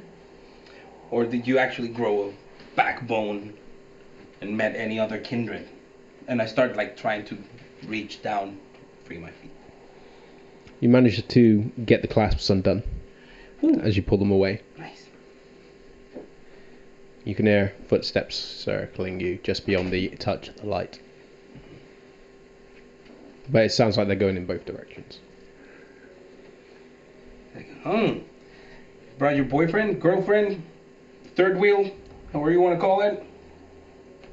Can't handle your child on your own? Are you that pathetic? I mean, I knew Sebastian was really disappointed on a worthless piece of shit like you embracing me, but I mean, seriously? Footsteps continue. Done with you. I try to get my other foot. Yeah, Said, it comes okay. free. Walk towards my cross, pull it off, put it around my neck, and start walking into the direction I believe. Behind me, which should be the door. Okay. You move over towards the door. And you grab hold of the handle and begin pulling. And then you hear the bending of the metal as you pull it bodily away from the wall with such force that you are almost taken off your feet. And as you begin stumbling backwards, you jar back to yourself and you are on the chair.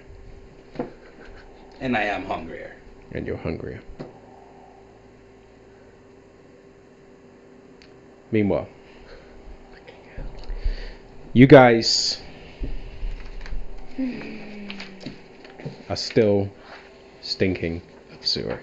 Yeah. Even as you manage to emerge back out onto the street. And I was going to suggest if we are going to go via the cross hands, we take the tunnel route there. Yep. Since we go straight to the basement. Okay. To try and avoid going above ground. Yep. Okay.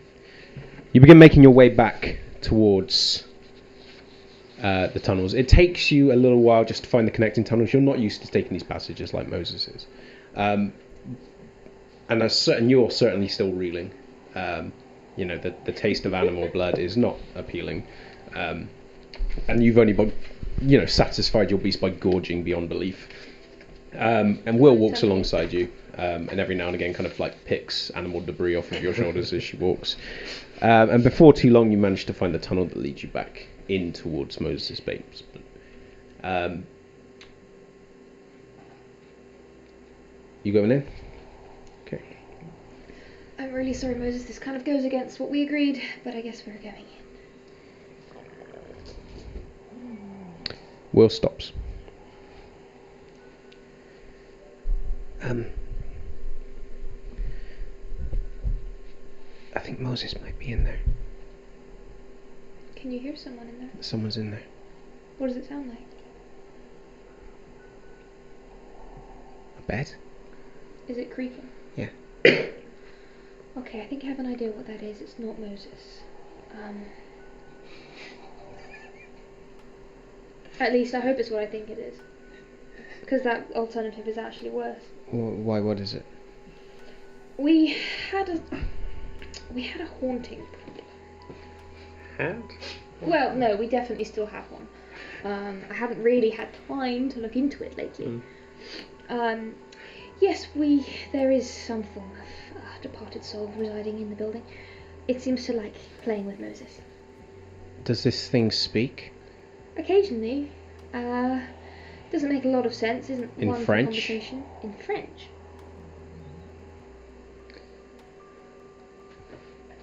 In French? I've never heard him speak French. Can I listen at the door as well? It's quite a thick door that separates off. I mean, you can try listening. Might as well to see if I can hear anything. Yeah, roll wits plus awareness. That's 2 successes. Is Moses' door still broken? The top one is. Oh yeah. But this is the. Okay, yeah. You can hear very quiet muttering, but you can't make out what's being said. Okay, no, I don't like that. I don't like that one bit. Jeez, we didn't even have any clothes down here, do we? She kind of thinks slightly morbidly. Do we have any corpses that I could harvest some clean clothes off down here? But I don't think we do. You mean fresh corpses here? Well, as long as they're not bloody, clothes are clothes. Catherine. To the eye. Yeah, I think she's a bit too small. And that's not. She was like 17. Yeah, maybe. Still, I don't. She might not be cool with that. She has boundaries. I wish. I cannot stress enough how much I wish that door wasn't broken. It's sad that we had that kind of conversation. Like, any clothes here? Well, we have a couple of courses there. We had a leather jacket. So what are we doing?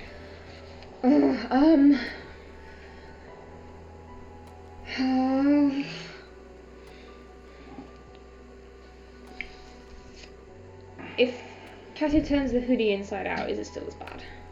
Not as bad, but I mean that was a lot of animal blood. I mean, you've got to go through. That's fine. We have a fire exit. The fire exit goes up the back of the building, doesn't it? I'll try to use that. Okay. Do you want me to stay on this side of the door, or? No. We won't bother with Moses' room. We'll go straight to mine. But if someone's in his room, I mean, can he speak French? I'm not actually 100% sure. I mean, it doesn't sound like Moses, but it's really quiet. Well, if I can get to my room and if I get changed, I can go downstairs and find out why someone would be in his room. Like this, it's probably not a good idea to burst in there from this side. I mean, they're not even supposed to know we have underground access. Oh, yeah. And I can hear your landlady.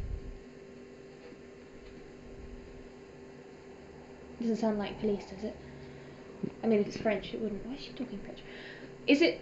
No, she's not speaking French. I don't know. She's talking to someone. Okay, we need to go in. I'm just going to take the fire exit. We need to find out what's going on.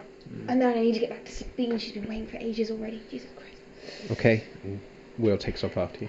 What are you doing? I join them. Okay. You make your way back up towards the fire exit. Fortunately, there's not a lot of people around this area at this point. Most people are either gone to the clubs or... Yeah. I mean, it's not Friday night yet. Katia might have tried to smear just mud and grime and black tunnel gunk to try and hide some of the blood. Yeah, I mean, it's not what... I mean, it's a good backup touch, but I mean, it's a Thursday night. Most people are saving going out for Friday night. So you manage to make your way up towards the fire escape with relative ease. There's once or twice where you pass by a window that looks, the first floor that you go up, there's a window that leads in towards one of the residents. And you have to time it just to go past as he's got his back to you. One of the construction workers that still stays there. And you begin making your way up. What floor are you getting out on? Ideally as high up as we can. So Okay. Katia can just nip So the up floor to- below yours. Yeah. So you managed to get out on there on one of the vacant rooms. Okay. Katia's gonna just try and nip upstairs. Okay. So you go and get changed. Jim, I don't know if you wanted to grab some clean clothes. I mean, you got pretty messed up as well. Oh yeah. No, I'll nip back to my room. We'll meet out in the hallway. Mm-hmm. Okay. I don't mind change clothes. Like, I Where was? don't mind jacket, Ben. Can I? Yeah, of course. I borrowed yours. You're more than welcome to borrow anything you like. She follows you up. Okay. So you go and get changed. And after a very quick change, a quick kind of, well, not so quick in your case, but a kind of pat down of quick cleansing to try and get rid of the stink of the sewer, and in your case the blood smears and the dirt that you've rubbed on yourself. It doesn't take too long for you to get ready to head back downstairs. Okay, that's better. Oh my goodness. Okay, sorry, I'm kind of out of it right now. Yes, we'll go downstairs. Out the front, I'll see if I can work out what's going on, but at the end of the day we need to try and get back to speed as quick as we can. Oh, and if there's anything else that, actually no, because I already kind of took back some of Will's stuff because it's now in the chantry. Okay, in that case I'll just head out to the hallway to meet up with, Okay. I'm waiting there, ready. right, downstairs? Yeah. Okay, so I'm gonna be fairly quiet at first because I want to see if I can hear who Metamorphosis is talking to before we get down to the ground floor. Okay. What's plus awareness? Yeah, I'll have a listen out as well. Cool. One success. Oh! 3. Okay. I mean, you can hear Mrs. Morovsky more than anything else. She seems quite, her usual jovial self, and her voice carries. You, however, managed to pick up the voice that she's speaking to that is feminine. And you recognise as being familiar, although you've only heard it in one occasion, and it wasn't directed at you. I quietly go downstairs and just try and peek around and see who. Okay. The floors are quite creaky on those stairs, by design. Yeah. So you're not going to get down quietly, and the door itself is broken. As soon as you open it, it's going to make a noise. Yeah, someone broke it, Okay. trying to break in, and had the goal of attacking and assaulting the owner of the place. So you're not there. Shush. So you open the door, and immediately the conversation stops. And as you take a step, you look down, and Mrs. Morovsky sat upon Moses' bed, looking around with a cup of tea, her dressing gown, and her slippers. And she's currently talking to a woman that is knelt next to the bed, and sat back on her haunches with a long coat and is just listening to her. And even in profile, you recognise the constable.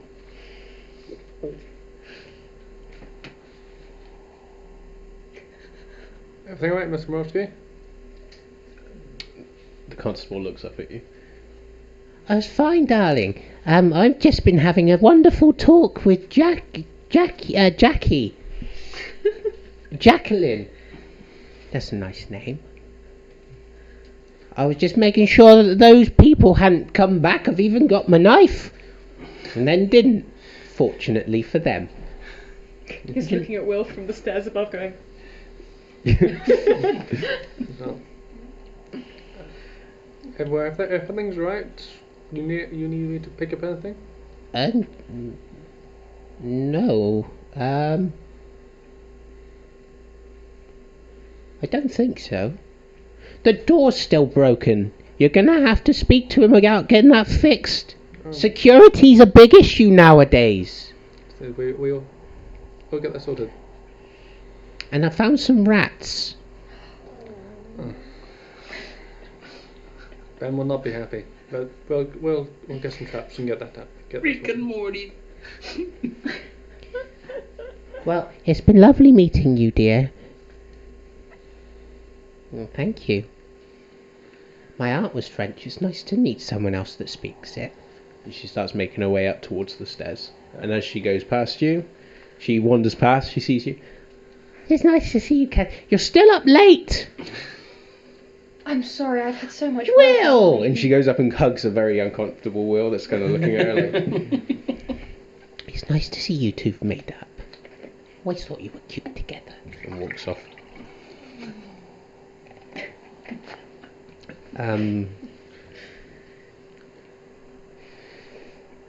That was creepy. Yeah, she's really quite nice when you get to know her. I'm just not much of a hugger. No, I know that. Is the constable still down there? Yeah, she hasn't moved. And as you're kind of looking back down, now that Mrs. Morovsky stepped out of frame, she reaches across to the other side of the bed where it meets the wall and lifts her sword back out of sight and puts it on the bed.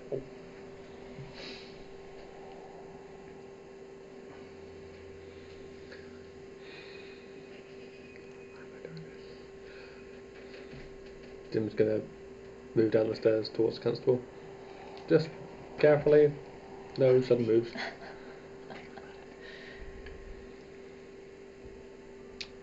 She gets up and sits on the bed, lifting the sword and just laying it across her lap. And then as you come down,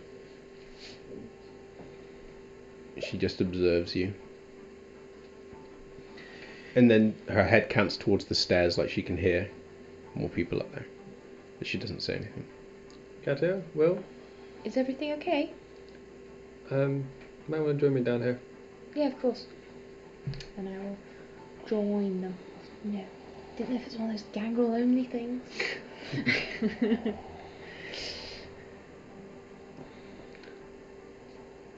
What can we do for you, constable?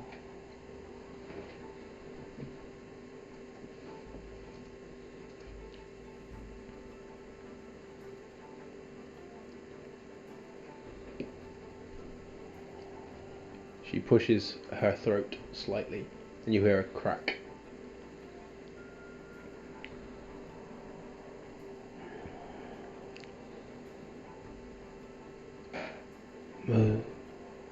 Is this? Yes. Where? We are searching for him. We will be endeavouring to find him shortly.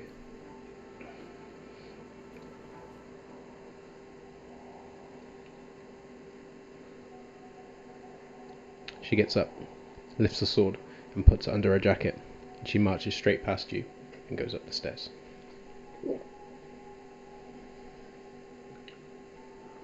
And then you hear in the distance, Bye, darling.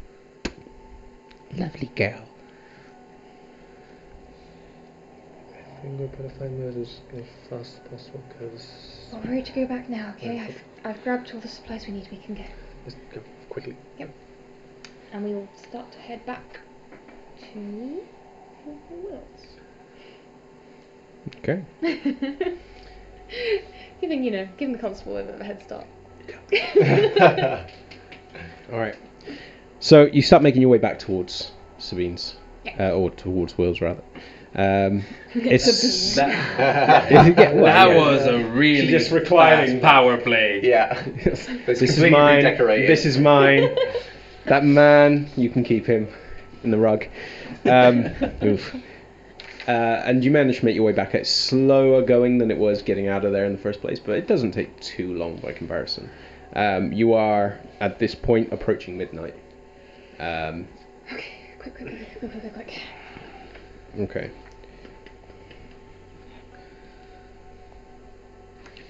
So you start heading upstairs. 2 seconds. You make your way back up towards the stairs and the door opens up. And Sabine is just there reclining on the sofa. I apologise for our tardiness. Things got a little complicated. But we are ready to perform ritual. Do you have the... Yes, and I'll probably grab one from my room's back at the crossed hands. She takes it. Okay, now, darling, I will require some blood from yourself, since I'm assuming you're going to be taking charge during this search. It worked fine last time, so yes. When you provide the blood, we'll begin. Okay. I guess. Have we got a receptacle of some kind? Not on hand, and Will kind of realises what you're about to do, quickly rushes over and grabs a cooking pot. Okay, Katia will kind of like, I guess, like squeezing an orange juice. Okay, rouse check. Yes! It's the first time I've passed a The rouse blood check begins in, like, pooling out, such a long time. and Will just observes as the blood just begins hitting the basin and just giving that dull as it begins filling up. And then she moves over, Sabine moves over to your side, speaks softly, but although you can't hear any words, and then she just drops God, I can't remember the name of it now. I'm having a brain fart. The material. Drops the material into the blood, and then pulls out a lighter. And then flicks it. And flicks it again, and the spark goes, and instinctively everyone in the room just shudders. Not a full thing, but there's a slight shudder. And then she just lowers it towards the top of the material, and it just catches, and it billows, and you almost pull back away from the flame, but you hold fast, and then it continues to smoulder, and then the ribbon, that's what it was, begins coiling, soaking in the blood as your blood just slowly begins vanishing into the material, and then it just becomes black and charred and thin, similar to the material when she'd handed it last time. She pulls it out and then hands it over to you. Thank you. Now, is that everything, darling? Yes, I won't keep you any longer. It's been a pleasure. I'll be in contact soon. You should also stay in touch, Will. It's been lovely speaking with you and seeing where you live. She steps off past the door and steps outside. This is like introducing your girlfriend to it's like a whole parent-in-law thing going on here. I'm gonna now move away from the corner of Pecton too, just watching this going. So, where are you gonna head to before you start doing this tro? Right. Firstly, Will, if you want to stay here, you've done more than we could have asked for already, for giving us somewhere safe to start healing and resting up. So, if you want to part ways for now, that's... Well, you've got my number if you need me. I really should get rid of evidence. Alright, if you need anything, please let me know. And I just... If you need a hand, you call. We'll stay in closer contact now. Yeah. And I just kind of hold one of her hands in both of mine, just kind of like... No hugs. I didn't mean from you. Well, maybe we're not quite there yet. We still have a lot to talk about. But we'll see each other very soon. We should probably get going. I'm just going to let Benjamin know that we are starting this hunt now. Message. Bzzzt. But there is no answering your phone. You're busy. Alright, you ready? As we move out, we'll go. Again, thank you. And as you guys head off, you feel the vibration. Yeah. But given what you've just seen, Yeah, I'll check it later. the buzzing of your phone is probably not a big thing. Check it later. And he begins leading you out the room I understand, it's really tough now. and waits until you've stepped out, and then I'm giving up, it's too much. It's too quickly, I can't.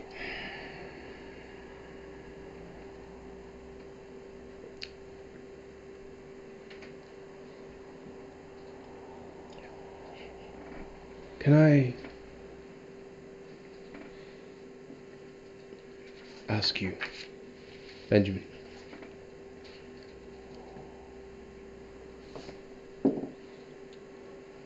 Would you say your life has been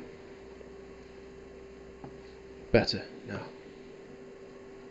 Since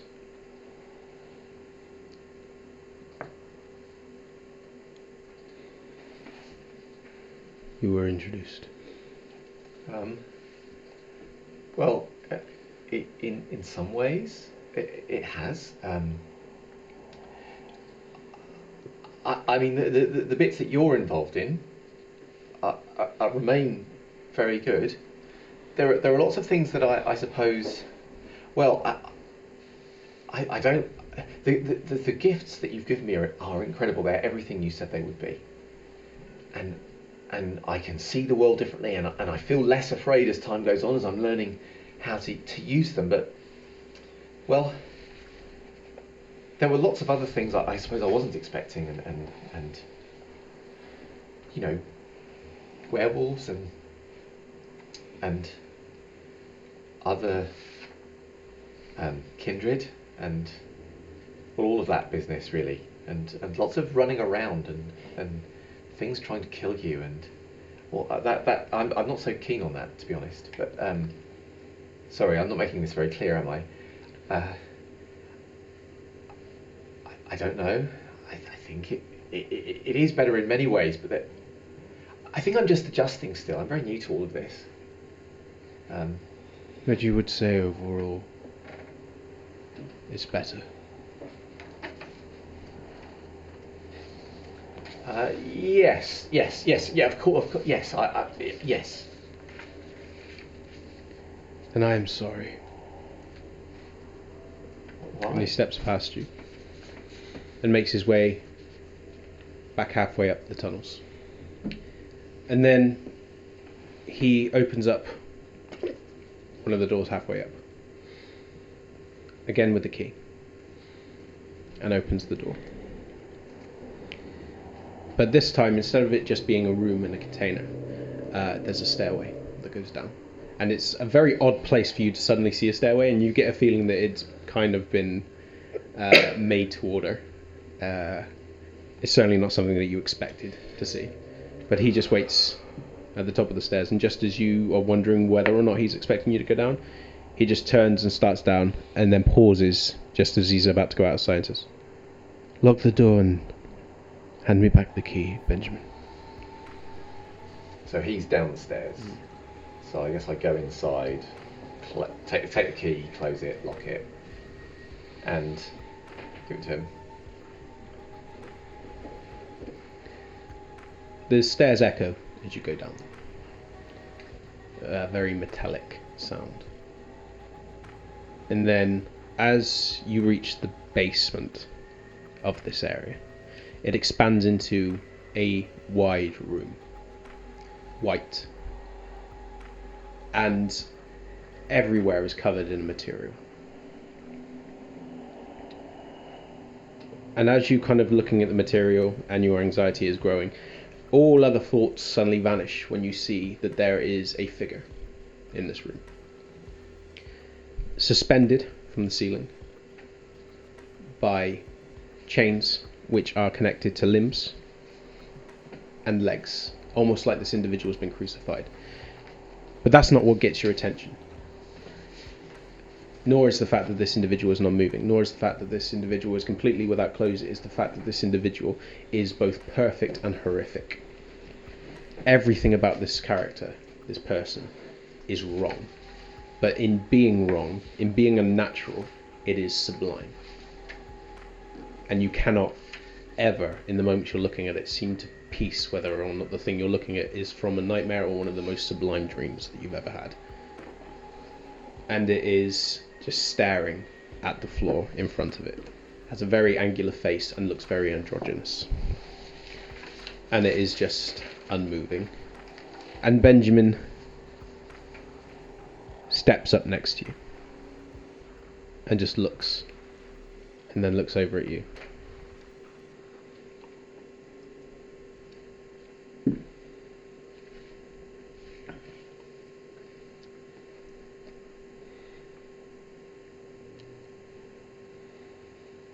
A long time ago, Benjamin,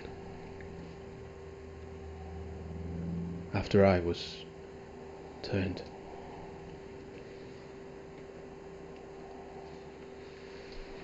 I quickly came to realize that the bane of my existence was not madness in the traditional sense. Although I suppose some people would argue that now. But my madness was an inability to feel anything. I felt no joy. I felt no anger. I felt no sorrow, and I felt no love. And I was young, Benjamin. I was not so far gone that these things were alien to me.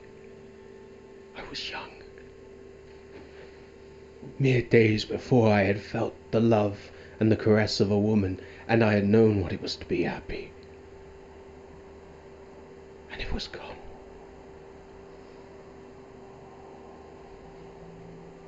I knew nothing. I struggled. I wondered if this was merely a phase, a passing phase, an affliction that would end in time, and that a different madness, a more merciful madness, would show itself, but it didn't. And I existed. I did not live.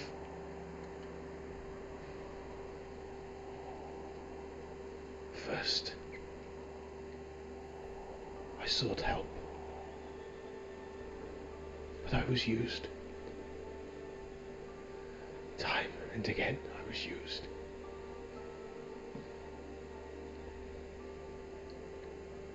And I grew tired, Benjamin. I grew tired of it all.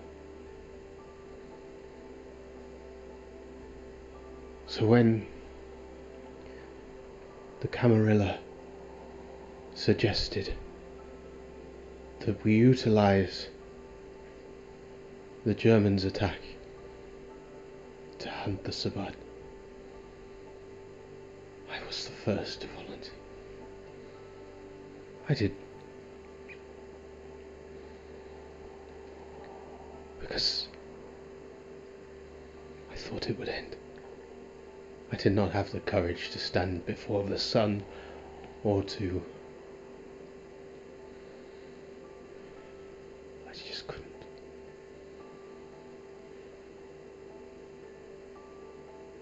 So I threw myself into the attack, without heed.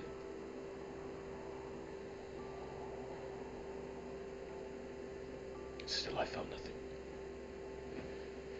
I was not afraid.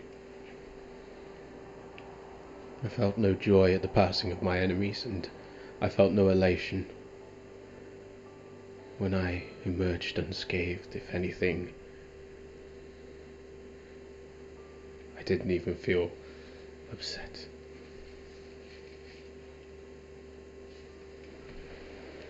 And then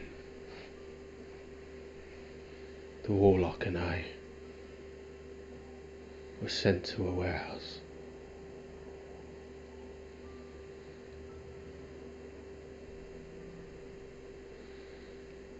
And that's when I saw them, Benjamin.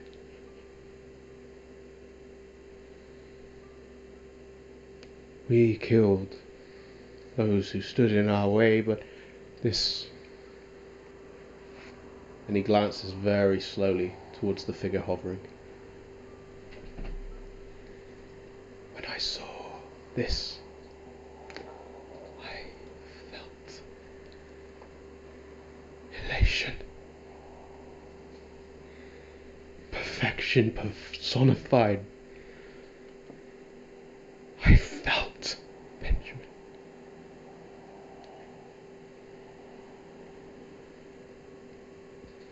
I told the warlock I had destroyed it, but I couldn't, Benjamin, I couldn't. I had felt Benjamin, so I took it away. and it was to be mine. I could feel in its presence, Benjamin, and for a time, that was enough.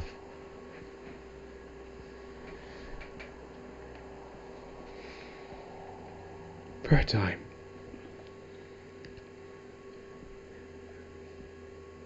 But then I came to the realization that I needed more. So jealous was I. I wanted to commit the most horrible of acts, to make it mine. But I couldn't destroy it. So I drank from it to turn it, to gain what it had, to make myself like it, and I still couldn't do it. But I wanted it. I needed more. So I began mirroring its splendor.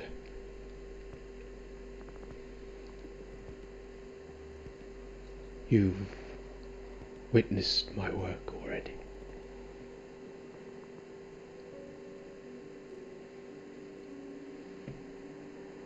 But not all of my work. The first was long ago, when it was harder, easier, I suppose, for me to hide what I had done, but that only took me so far.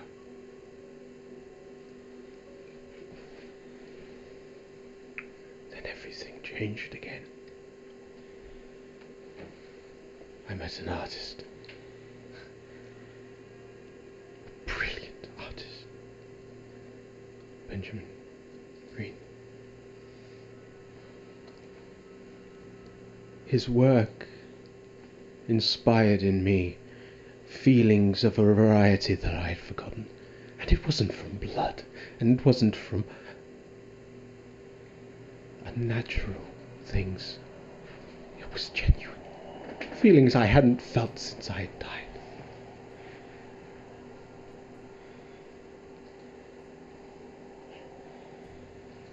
The first time I felt pain from those works, I wept for days. And it wasn't from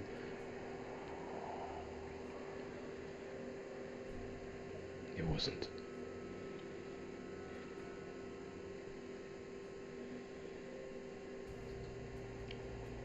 The plan to embrace seemed natural. I feared losing that which I had become so reliant on just to exist, and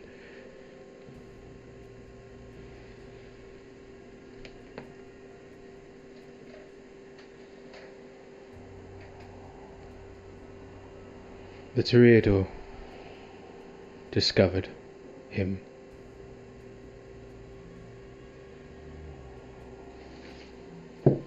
And in an act of spite which I do not even now understand, for I had done him no harm, Michael Chase embraced him first. But I didn't care. I didn't care. For he was still my muse. And this way he would be always mine, and his skill would only develop. It was a blessing in disguise. So I stayed in contact. I gave him the kinship that clan would never do. And then you took him from me.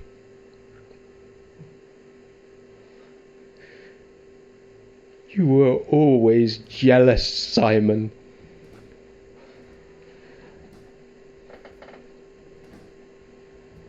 I know that I did not always give you the attention you wished for.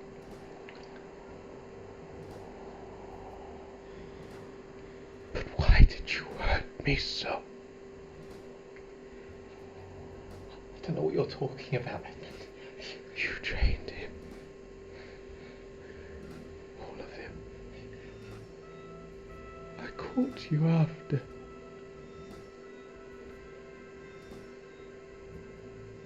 I was going to kill you. I wanted to rip you apart piece by piece. But you pleaded. You told me that you could be him, that I had lost nothing, that this way you would be mine, you would be beholden to me. You promised me that you could be him, and for a while I believed you.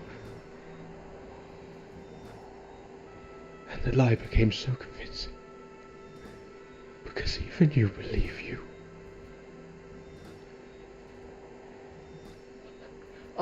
I'm Benjamin Green, and I'm your child. I'm not Michael Chase's child. You're not Michael Chase's child. I'm yours, Edmund. Yours. I've always been I yours. know, Simon. Stop Because saying if that. you were Benjamin Green of Clan Toreador, I wouldn't have returned to doing things to make me feel again. I wouldn't have killed those people. I tried to emulate. The wings were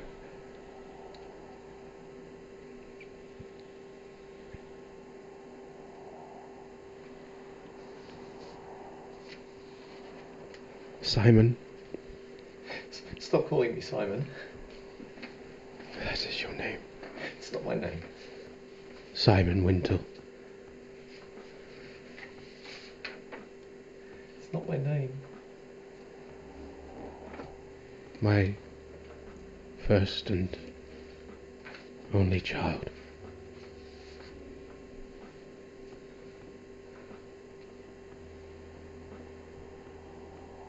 The one I need back now.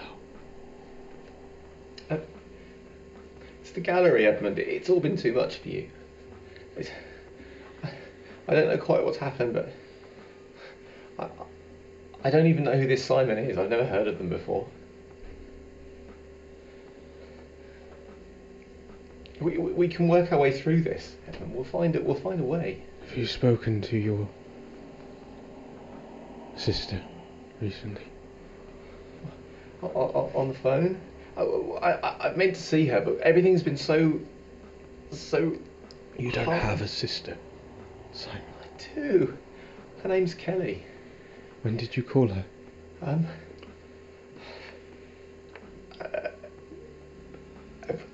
A while ago, a few weeks, a month, I think.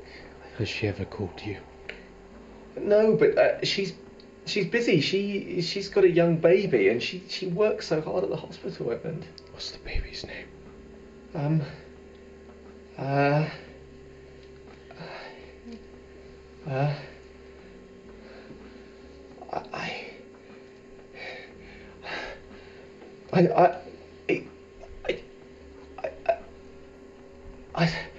It's funny, I can't remember. It's the shock, Edmund. It's the shock.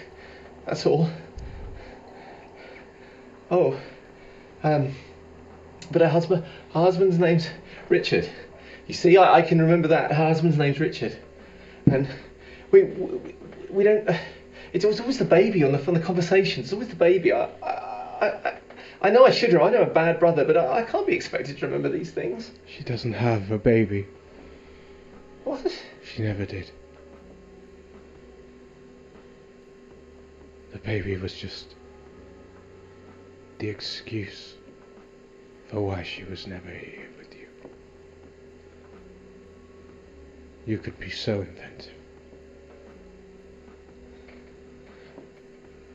I wish I had more time to...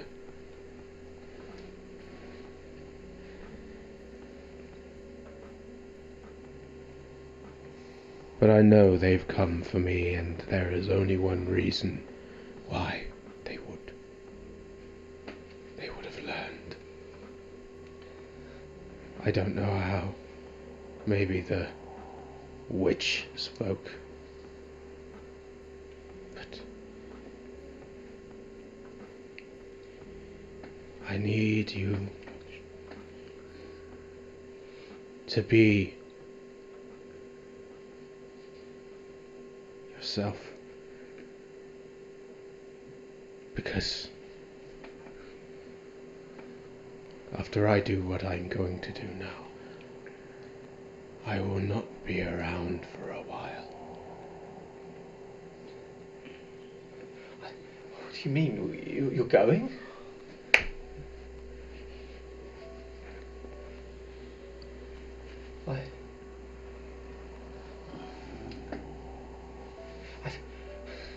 I don't understand this, Edmund. I don't think I can help you. I don't really understand what you're talking about, and I think I should go. I think I should I should go. Yes. And we can work this out. We can have some time to think about it, and everything will be fine.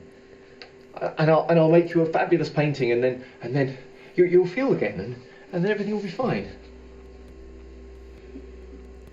You will wait for me at the top of the stairs, Simon. There is much we still yet talk about. Do as I ask. No! I will scurry up to the top of the stairs. Do you sit at the top of the stairs? I will probably find my hand on the door, like I'm about to just go, but obviously it's locked. Actually, no, I think I'm going to try and run away. I'm assuming it's a locked door anyway, but I'm going to try and... You're going to try and leave? Okay, first of all... Do you want me to make a really stupid roll? Yeah. Yeah. Resolve plus intelligence. Because you're about to do something he's asked you not to do. Yeah. No, not enough. Got 4. You try. There is a part of you that knows you have to get out of here. Yes. But your hand just will not turn on that door. Okay. He's asked you to stay. Yeah. And there is... Regardless of how you're feeling, you can only imagine the pain he's going through. You know your place is here. Yeah. And you just let go of the doorknob. Okay. And then you listen to the sounds of chains rattling. And then a... Thank you.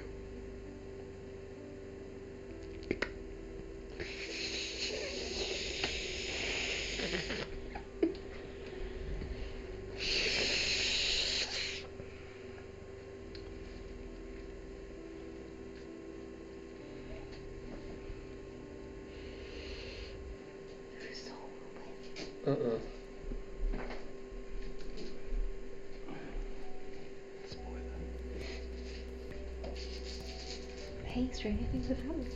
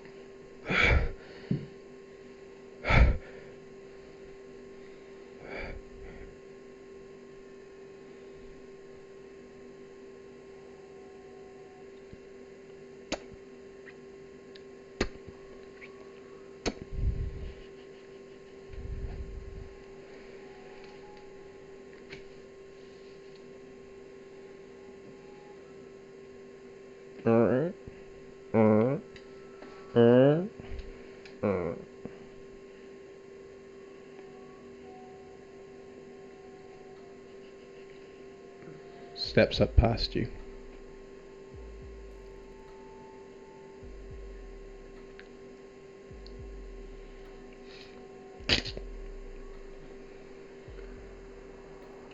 Opens the door. Shuts the door. Locks you on the other side. Edmund?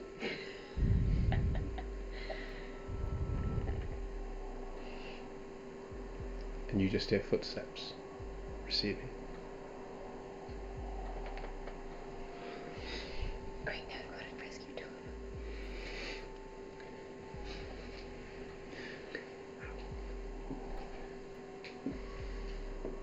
You head back.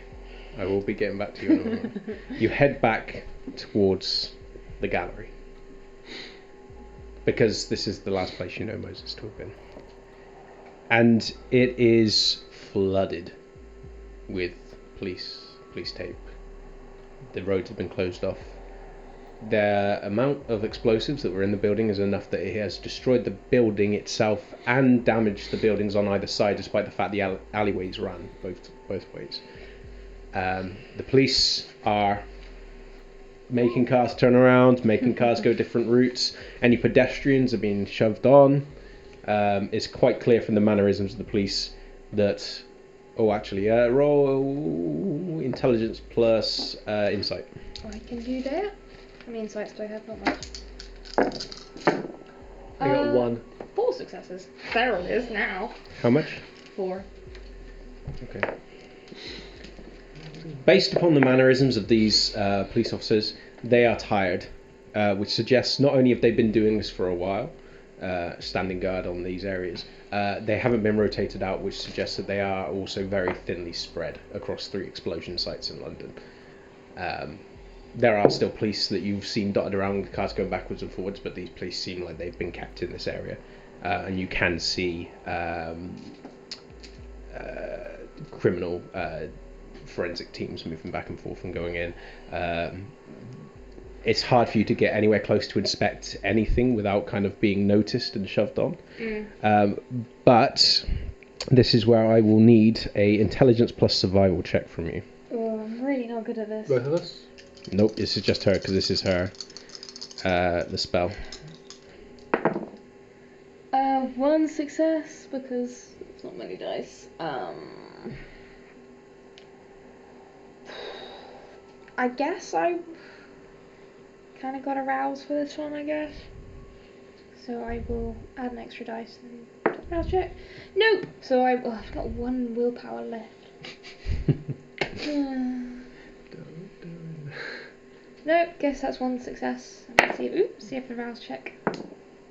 No, so hungry and nothing. Based upon the angle that you are currently coming at this from, you cannot see the telltale trail which leads you off in the direction that Moses went. Whether or not that's just because you're not coming from the right angle, or you're just not having enough time to study the area and try and find it, because the police are taking note of anybody that is lingering too long. It's not like a normal one where they'll just keep you back a certain distance. They are shoving people on. They don't want anyone near this. And they are being quite stern in the telling of people to move. Okay, we're just gonna have to keep moving in a perimeter until I pick something up. I mean... You pick some... there's gonna be a lot of ash anyway, but theoretically at some point I should come across something. We're just gonna have to keep going round in a big circle until we find it. Okay. I'm guessing it's another thing that you see that I can't. Unfortunately, yes, because I would really love to have your insight in this, because you're a good tracker and I am not. Okay. I do alright. Alas. Just keep moving around in the area. So you begin circling around to the opposite side of them. This is the way, in hindsight, that the black van went off that you were following. So it's suggesting this is the place that the Sabbat went. Assuming the Sabbats were the one in the black vans.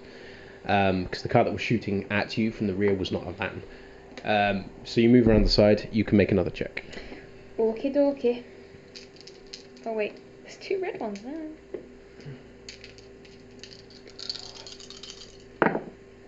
One success! Do you want to succeed at a cost? I mean, what's the cost? The cost is that you've been lingering too long and your descriptions have been noted by the police. At the end of the day, we haven't got much of a choice. I don't think. So, sure, I'll just bullshit my way out of it later. It's a great example to settle to all the fledglings. You can fuck up, you can explain later. That's why you play a social character. You fail at something, well, at least you can have a chance to explain it. You do manage to pick up the trail. It takes a little while, and there are quite a few police officers which gather on your side, and after they've told you to move a few times, they look ready to come out and escort you out. But there's another one that is taking special interest as you're beginning to move and inspect, because you are quite clearly looking at the gallery, because you're trying to pick up where the trail begins, to ensure it's this way that it's going. And you begin following the trail on foot. The police don't go to follow you, but they're watching as you leave to make sure you're not just doubling around like you just did. The trail, you can already tell, is long, based upon the fact that you can see it stretching far down the road between where the cars went. And Jim, you begin recognising the route that she's walking immediately as one that you were driving down. It seems like the van that you were following was the van that Moses was in. What are the chances? Shit. Really? Fuck's sake, you know. So you begin. Shut the shit. If you make sure we're not followed or nothing weird's going on, I'll keep my eyes on the trail. So you begin following it around to about the point where you began losing the trail. I mean, it is taking a while. You are having to go over zebra crossings. You are having to make sure that, you know, you don't look like someone that's like nose close to the ground trying to find this trail in between multitudes of legs moving back and forth. As people are making their way out, the ones that are socialising or the other ones that are going from place to place or waiting for buses. And it does take you a while. But eventually, you note that you are veering very slowly towards the southern end of where London is.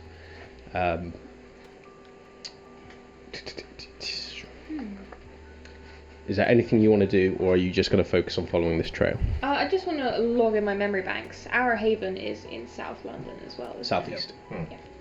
Okay, it's worth remembering. Just Keep walking. Keep an eye out.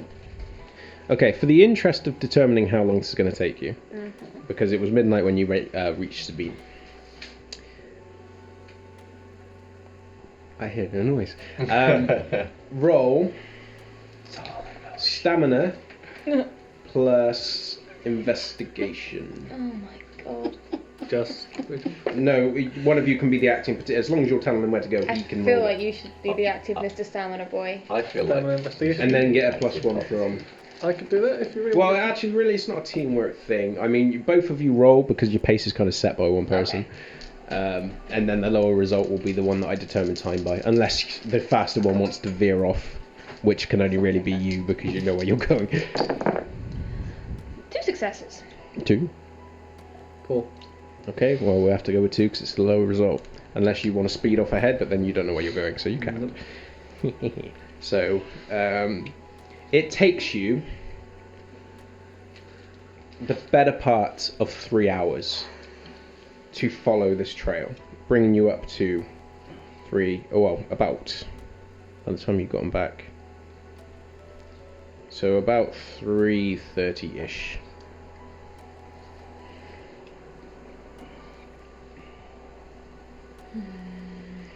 And then the passage that you are taking down this alleyway, it finally comes to an end, this bead that you've been following, and it heads over towards what looks to be an old style dock warehouse that seems to have been converted in recent years for shouldering lorries. God, that's that tongue twister from earlier. Lorries that you can see out in the parking area, but this is it seems to be like the kind of dock warehouse that was wholesale moved, because it looks identical to the ones that you would have found. Certainly you would have recognised when you were from Bristol, ones that you would have found back then. So it looks very easy to overlook, even though it is an older design than the ones that neighbour it. The only real thing that draws your attention is as you approach around the other side to go to the zebra crossing to cross over, none of the windows they're not boarded up from the outside, but they are boarded from the inside.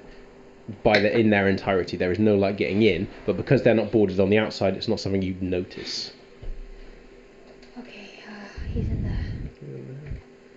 Should we call constable? Because she obviously wants him. Yes, that's actually a very good idea. You might be better off contacting her than me. She doesn't like my kind. So I go put a phone and call up Marcus.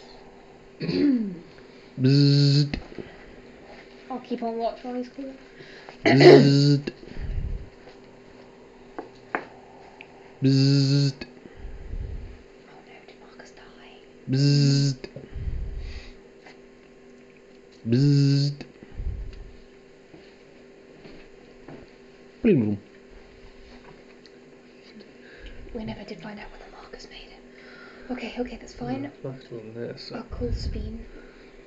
Sabine might forward this to the constable. And I will call her mobile. Bzzzt. Fucking what other important people do we know? Well, maybe let's try and slip up. We'll just try and have a little look around, see if we can potentially handle this ourselves, because we need to get Moses back. This is a Sabbat stronghold. We can't handle this ourselves. I have one other idea, and I'm gonna call Alicia.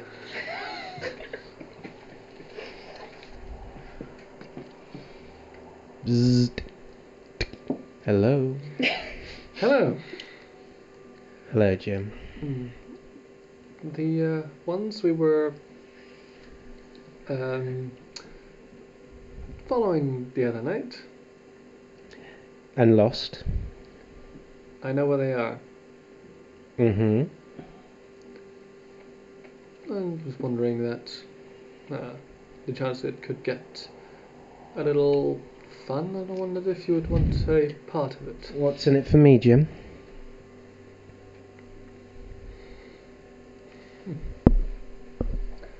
What would you like? Tempt me. Wow me. Put some fucking effort into it, Jim.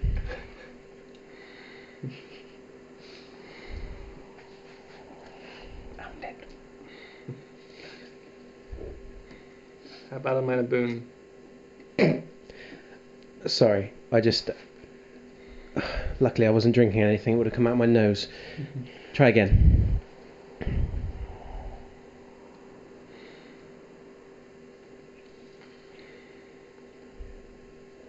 Put Katia on the phone.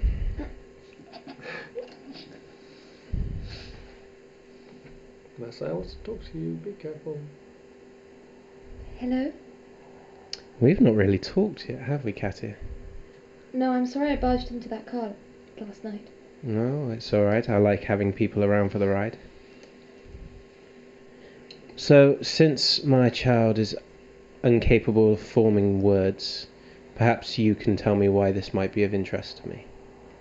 I am a busy girl after all. There's, people tearing up my current home turf. Well, I don't know what social standing the heads of Sabbat kingpins could get you. Not worth risking my neck for them, especially if they're not known. Point made. Well, I believe my coterie each already owe you. Yes, but, Moses does. Unless he's sharing that delightful little burden with you. He seems quite keen to, yes. Oh, he's a smart boy. He is. That's why we'd rather like him back. Because he can't pay up any boons to anyone while he's in their hands. They have Moses. They do, actually. Where are you? I will give you our precise location. Which I do. The power of love will save me. She hangs up. I think she's horny for Moses. I'm sorry, man. I'm more worried about the fact that Moses owes her. Because that's not going well for him. Do an intelligence plus resolve check for me. Me? Yeah. Uh-oh.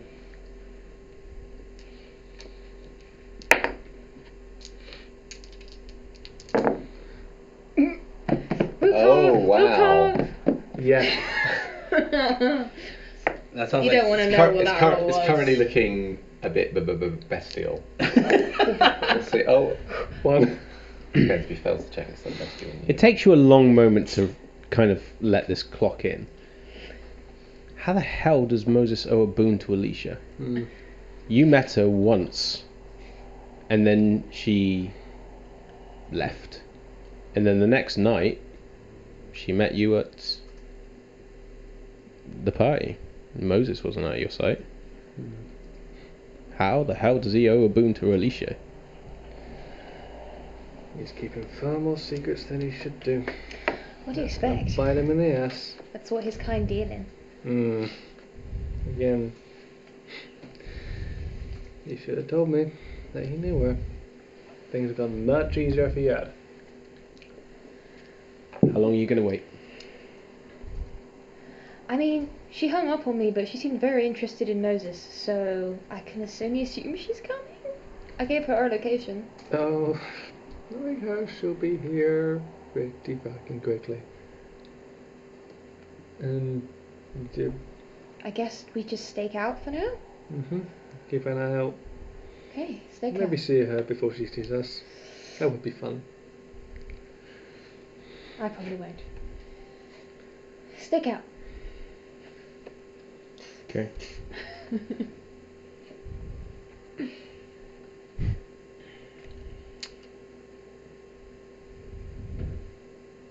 Moses.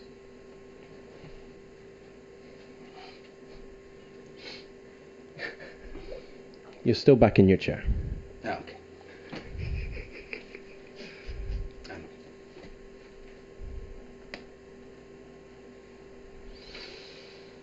Do a wits plus awareness check for me.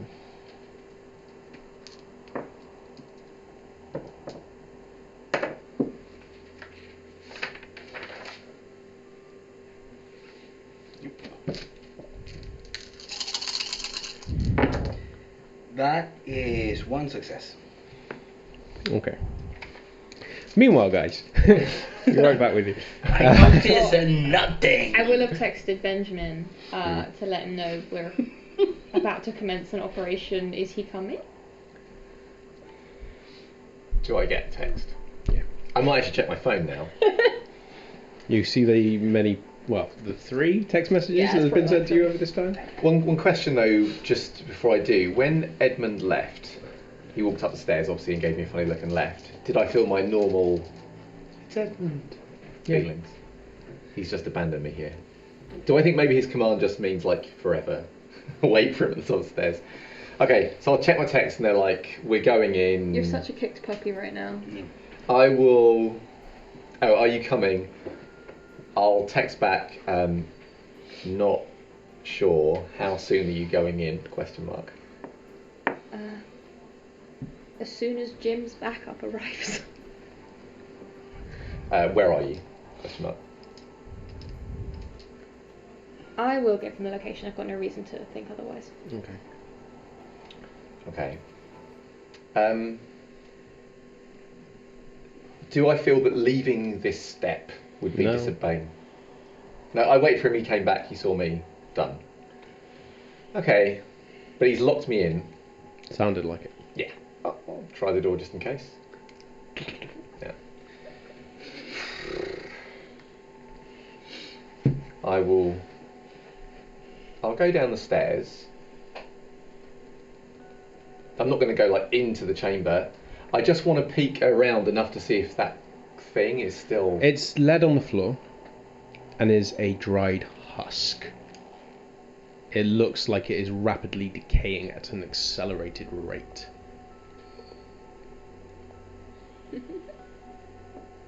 Was that from up?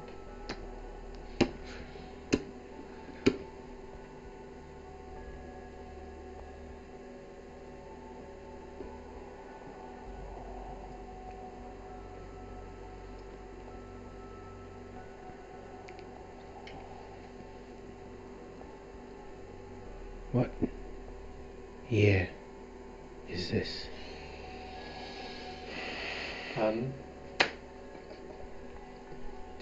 2001.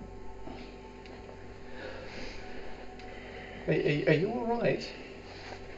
You seem. Give me a mirror. A mirror? A mirror. I'll Give have me look a around. mirror. Can I see any mirrors? Oh. So, I'm sorry, I don't have a mirror.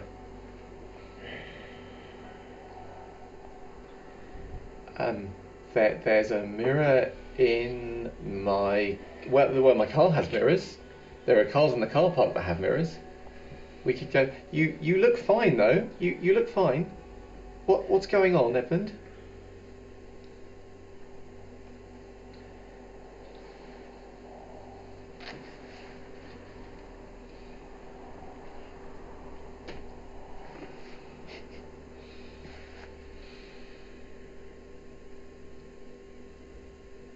Who are you? I'm Benjamin. I'm Benjamin Green. Well, Benjamin Green, we're going to have a chat, you and I. Well, all right. You said that's what was going to happen. What do you want to talk about?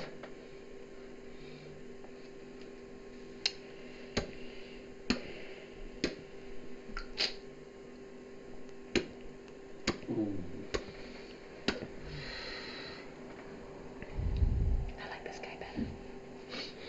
Where is Edmund Sinclair?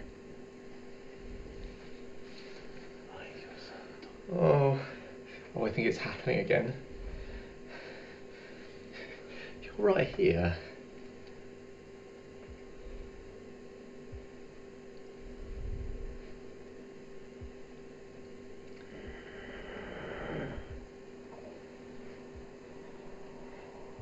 How do you know Edmund Sinclair?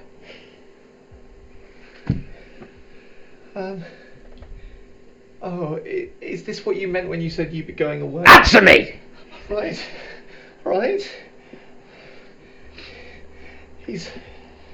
You are my sire. You made me, and you brought me here, and you told me you were going to. You said all kinds of things that are very strange. You don't normally talk about, and then you told me to wait on the stairs, and you told me that you were going away for a while after you said you were going to do something, and you said a lot of things that don't make any sense to me, and I don't want to think about, to be honest.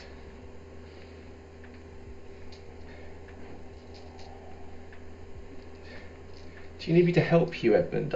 What is this place? Where am I?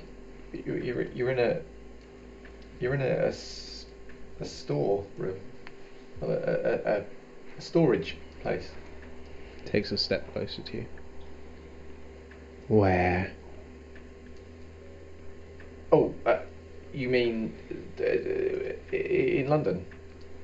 Do you mean more specifically? Yes. 400 Wick Lane.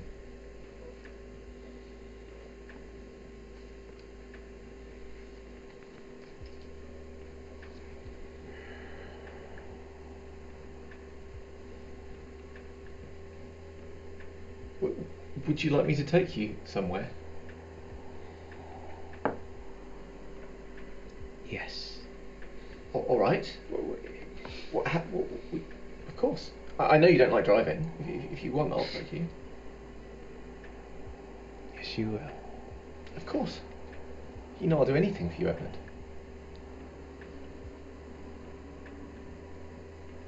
Then let's go. All right.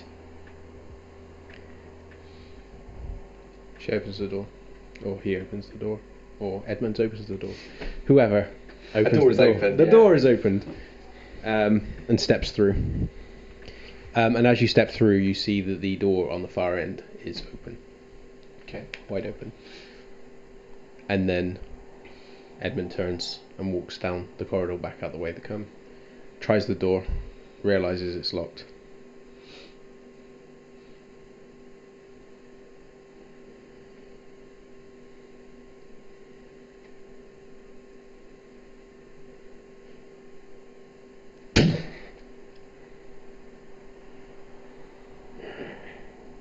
and walks through the door.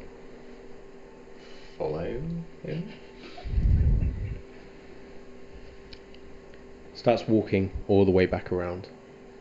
Comes back into the main lobby. Right, Mr. Sinclair, did you want to have that talk? Moves over towards the entrance. Locks it. Certainly. And Edmund begins approaching the desk. Meanwhile, Glitzfiliana were here. you are waiting for a while.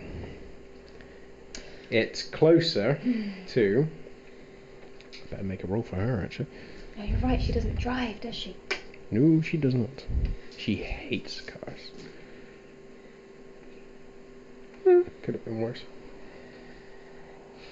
If this keeps up, we're going to have to find a motel or something.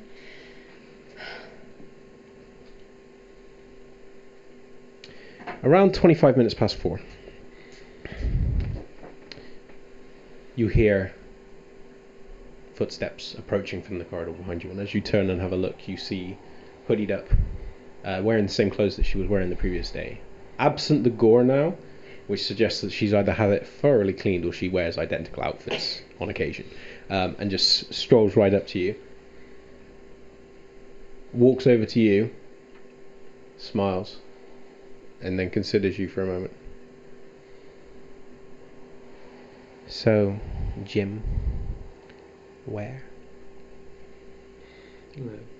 Point towards the warehouse where Katia has, of course, led me. Why is it always warehouses? Suckers for stereotype. Clearly. Well, it makes it easier.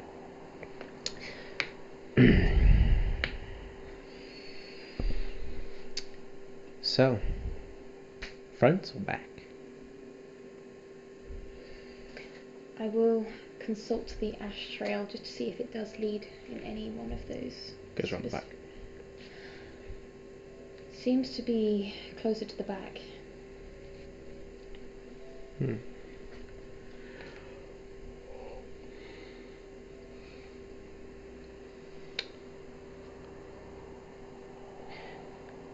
Should we make this...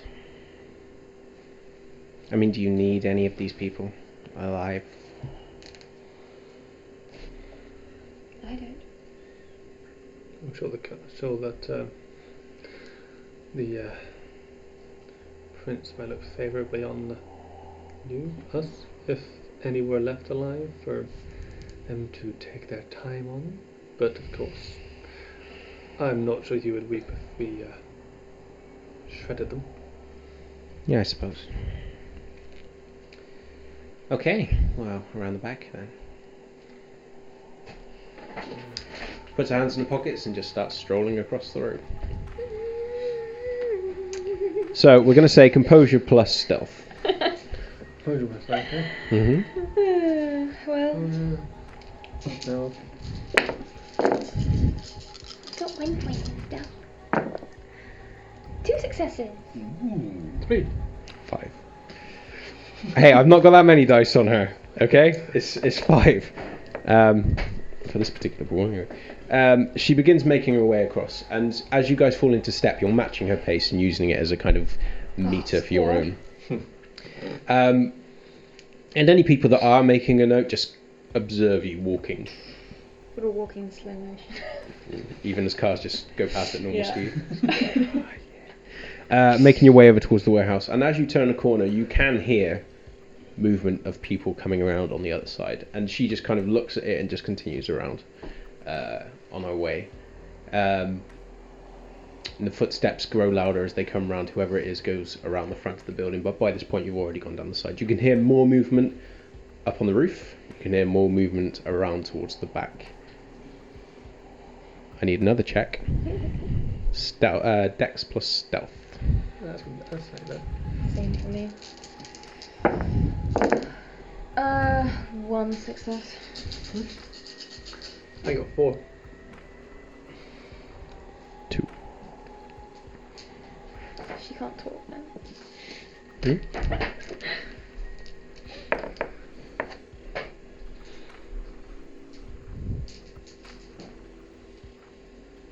Tied success.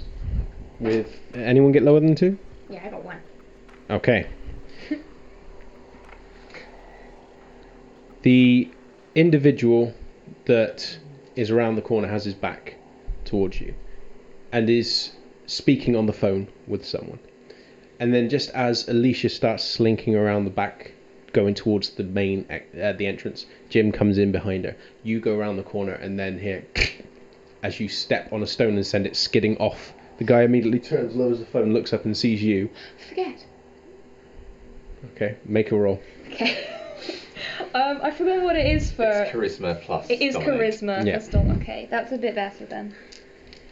This is why I saved my willpower.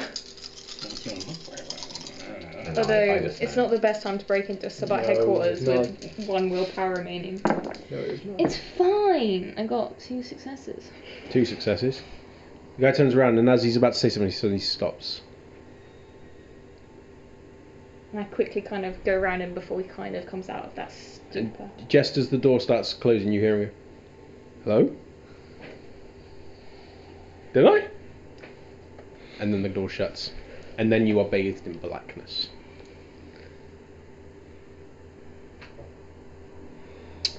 Moses. You've heard the sounds, you've heard the noises. You haven't had anyone else come and give you conversation. But you have attempted to call more rats, and each and every time they vanish. You are hungrier, but you have not been able to move yourself. You have tried on occasion just to try and free yourself, whether or not you took it to the extent of trying to forcibly pull yourself off. The bars are designed in the way that you couldn't just rip through the flesh. But the chair is also bolted to the ground. And you get the feeling they're deep bolts because no amount of rocking that you've done has been able to shift it. But then you hear more sounds coming in through the shadows. Do they sound like rats? You're not sure what they sound like. Sound carries easily here, but because it carries with an echo, it's hard to pinpoint where it is or what the origin is. Yeah, I stopped calling them rats because that sounds like a cat or whatever this shadow is.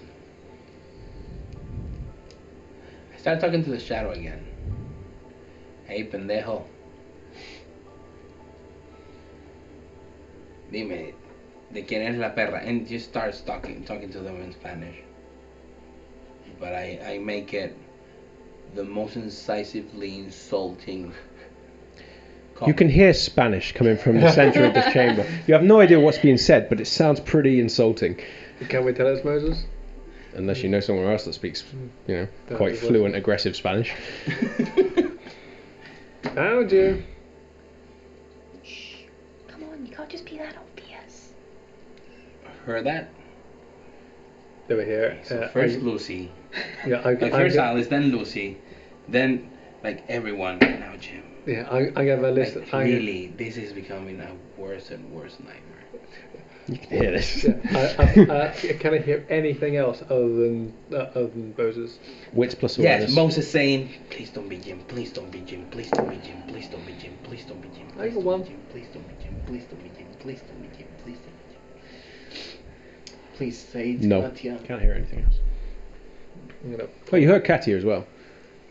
I'm gonna pull out a torch and. Katia, don't let them take you. That didn't sound very enthusiastic. You lift up your torch, and it shines on Moses, who has been pinned to a chair.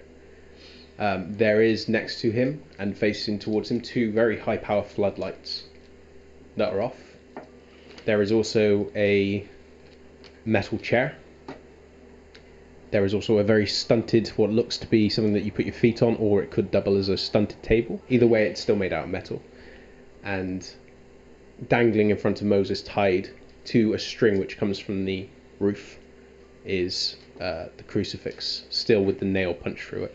Okay, see if you can get him loose. I'm gonna put these floodlights face down in case they turn them on and try to blind us. It's too easy.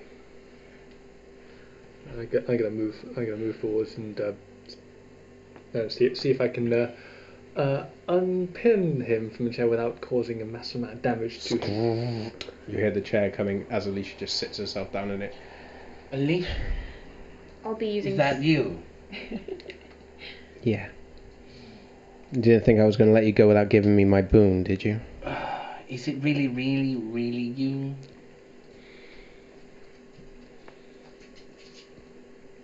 She won't hit you fully.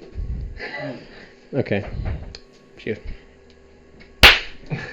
Fucking hell! Get me out of this chair! Get me out of this chair! Someone has been making me At this hallucinate! point, I gotta. No, they're try gone, get they're one- gone, they're one gone, arm and they're just gone. pull I'm- out, see if I can- Oh, they won't pull. pull. No. The pin that is built into the chair, goes through the bones that go side by side and is teed on the top. I don't know the names in English. Yeah, I can't remember the name. But the two. Yeah. Cubito y radio. What's the chair? You're going to have to break his arms to get him out. It's purposefully designed that... I go look and let's go. Hey Moses. No, you're taking me with chair and all. You're not breaking shit. Oh, we. I don't care. I've been hallucinating my mind. I don't know what they've done to me. They gave me like weird shit hallucinations. I've been seeing Lucy, Alice. I've been seeing Lucy here. I've been calling fucking rats, and every time a shadow kills them. They've probably read everything in your mind, all your memories, everything. They could use anything against you. I'll break your arms. Yeah, there's no point asking. Can you her. break the chair? Well, I could, but it's less fun. Can you I'm make joking. it less fun? Thank you. God, you were funner when you weren't strapped to a chair. I would have thought it would be the other way around. Katia's just looking around, like, just trying to see if see the unseen pierces through anything. Is the chair made of wood? It is a wooden No, chair. it's metal. It's metal.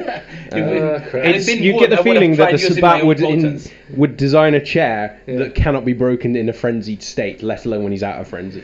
Let alone a Nosferatu that might have like potence. If he So- wants to release, I'll take the other, and I'll She's going to blood I'll surge. try and give her a hand. Okay, and then +1. I'm gonna stand back. Mm-hmm. That sounds like quite a few dice. Really? 4 successes. Okay. Hang How on. big is that dice pool? Sorry, I haven't got any corrosive betitis. Rouse. Okay. So she moves over towards the pin on top, grabs it.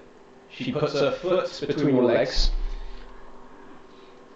smiles at you, and then begins pulling. And you can see the metal beginning to creak as her arm vibrates. Harder, baby, harder. Come on. I smell him. You can't tell whether or not the expression on her face is like kind of or do it again. And she just pulls and pulls until the metal tee just, and then she grabs hold of the flesh of your hand and yanks it up. Yeah. The bones are forced apart, but not broken, They're not yeah. broken. It fucking hurts. But she yanks them up, and then she moves over to the other one, puts the foot back down, and begins pulling again as the metal begins creaking. It takes a few minutes, and it makes a god awful noise as she does it, but pulls it out. Your feet, you could pull 3, but you will suffer damage to do it. I try to make it as painless as possible. Okay, I'll say do strength plus, say, athletics.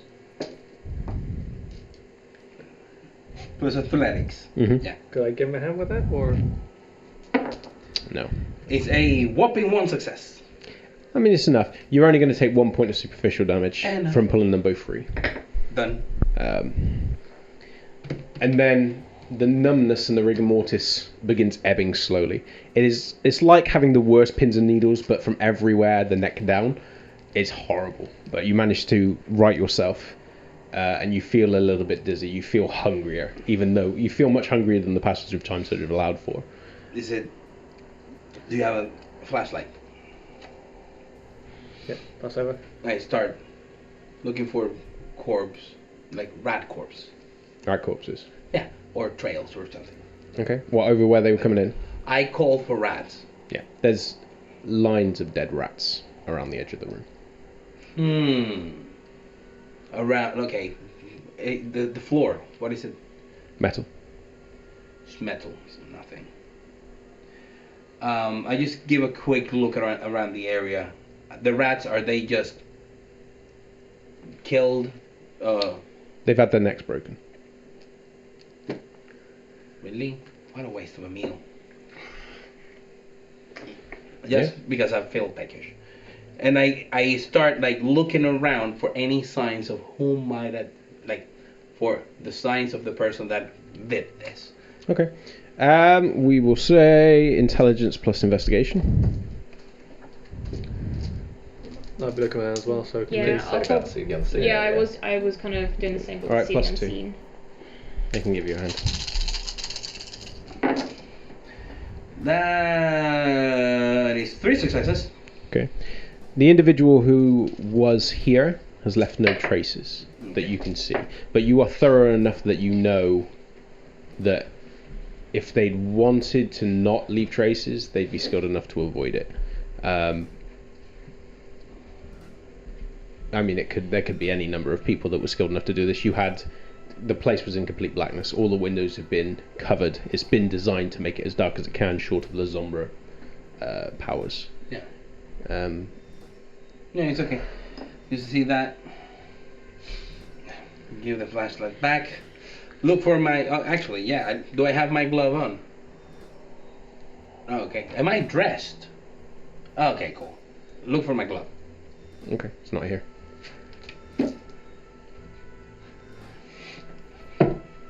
Go grab my cross. Shit. Yeah, this is gonna blow. Probably. Run. Let's Let's go. go. Move. Alicia's already headed up the door. She starts heading back. She legs it outside of the door, shoulder charges it open, and the individual that's on the phone turns around a second time, and she runs up. Oh God. At least it was her, not us. She's got no humanity anyway. Yeah. Your mom's gonna be a white She's one gonna day. put him over her shoulder and get him to safety, like a true hero, right? Your Okay. mom's gonna 1, go crazy one 2, day. 3, 4, 5, Yes, it 6, was quick. 7. That's a. She runs up to him and smacks him across the jaw so hard he cartwheels over himself and lands. You're pretty certain that he is. Well, he's definitely broken his jaw. Okay. He's probably broken his nose, and you're pretty certain that he's probably done some sort of spinal damage from the sheer whiplash of how sharply he was sent around. However, he is breathing just extremely, extremely haphazardly. Forget. And the phone goes. Oh, he's out. He's out. Just in case. And she sends the spire in and then pulls back the fist and then goes, right, I'm ready to go? Yes. Winks at you and then runs off around the corner. The moment I see the door to the street, damn it, and then I see the guy, I go like, yes, and I take 1 point of blood. I slake 1 hunger from the guy as I turn. it safely? I am Because not. Okay. Well, wait. Yes, slaking 1 is not gonna take me like a gazillion years. Three It's turns, I think. a couple of turns, yeah. 3 turns. So I do it safely-ish while I turn my mask of 1,000 faces and rouse. And go hungry, but I keep it at 3, okay? So you manage to feel that numbness, but this is a more comfortable, familiar one. And then after you've drained him... No, not drained him. No, drained him. Yeah, you're still draining him, just not lost. Mask of 1,000 faces so I can run happily through the streets with my friends. Have you licked him? Oh, Of course. Good. And then you run off after them. I did the careful thing. Any damage he has is Alicia's fault. Not mine. I don't think she You cares. remember She runs off across the road over towards the alley. She almost gets clocked by a car, and then as he honks the horn, she stops and turns and looks at him, flips in the finger, and then puts her hand back in her pocket and continues walking off. So run past go. Yeah. Over towards the alleyway. That was too easy. Yep. They knew you were gonna come pick me up. Then why the hell leave you alive? What do they want from you, Moses? What do they want from us? How am I supposed to know? Okay. I should let Ben know that we've got you. Look, what happened in the gallery? It's a bat attack. They exploded. It was rigged to blow. What? Yeah, explosives. I saw they were lacing the entire basement. I found them. We got out. I lost myself to the beast, to be honest. I have no idea how it happened. I was well fed. I was not hungry. But then there was this like smell of blood permeating. Are you kidding? Everyone had to try and get over that. That wasn't just the smell of blood. That was like being inside a Cronenberg film. Okay, so I was not the only one, because I have vague memories of me chewing off someone's hand. It wasn't you. It's alright. Okay. Although, I also have vague memories of having my heart being pierced in multiple occasions. Yes, I wonder how many others they got. I wonder if you're the only one who's got their own board and lodging in that building. but then again, just so you're aware, because no point having a few constables looking for you. So Yes. Oh, yes! Holy Jacqueline, let me immediately go to her. We need to go to the church. I need to talk to her. Okay. Oh, wait. You talked to her yesterday? She or was today? at Cross Hands this morning. Well, this morning, earlier this morning. Yeah. It is quite early this morning. Yes, This she was evening. yeah, there. She was in your room speaking to Miss Morosky. She wanted to see you. You are all feeling extremely We need to heavy. find a motel or something. We haven't got time to get back to Cross Hands. I look around. It's nearing 5 o'clock. Where are we? In London, north, South London. You are not going to make it back to your haven in time. We are in South London. Yeah. Have we gone past any like motels or hotels or any kind of like B&Bs? Not really that you were paying much. You were more focused on the bead, trying to navigate between people's legs. Sewers.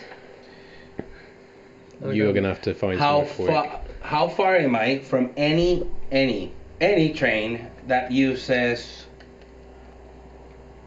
I think that is the one that goes to Elephant and Circus. It is. Elephant and Castle. Yeah. Or That is like intelligence Castle plus Landmark. streetwise. Sorry. Wits plus streetwise. Ha.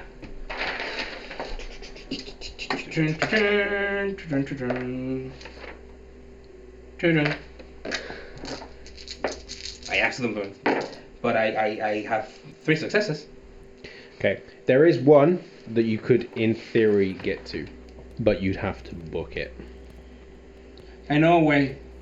Run. If we're in South London and we are close to one of those lines, my other haven is not that far. Okay.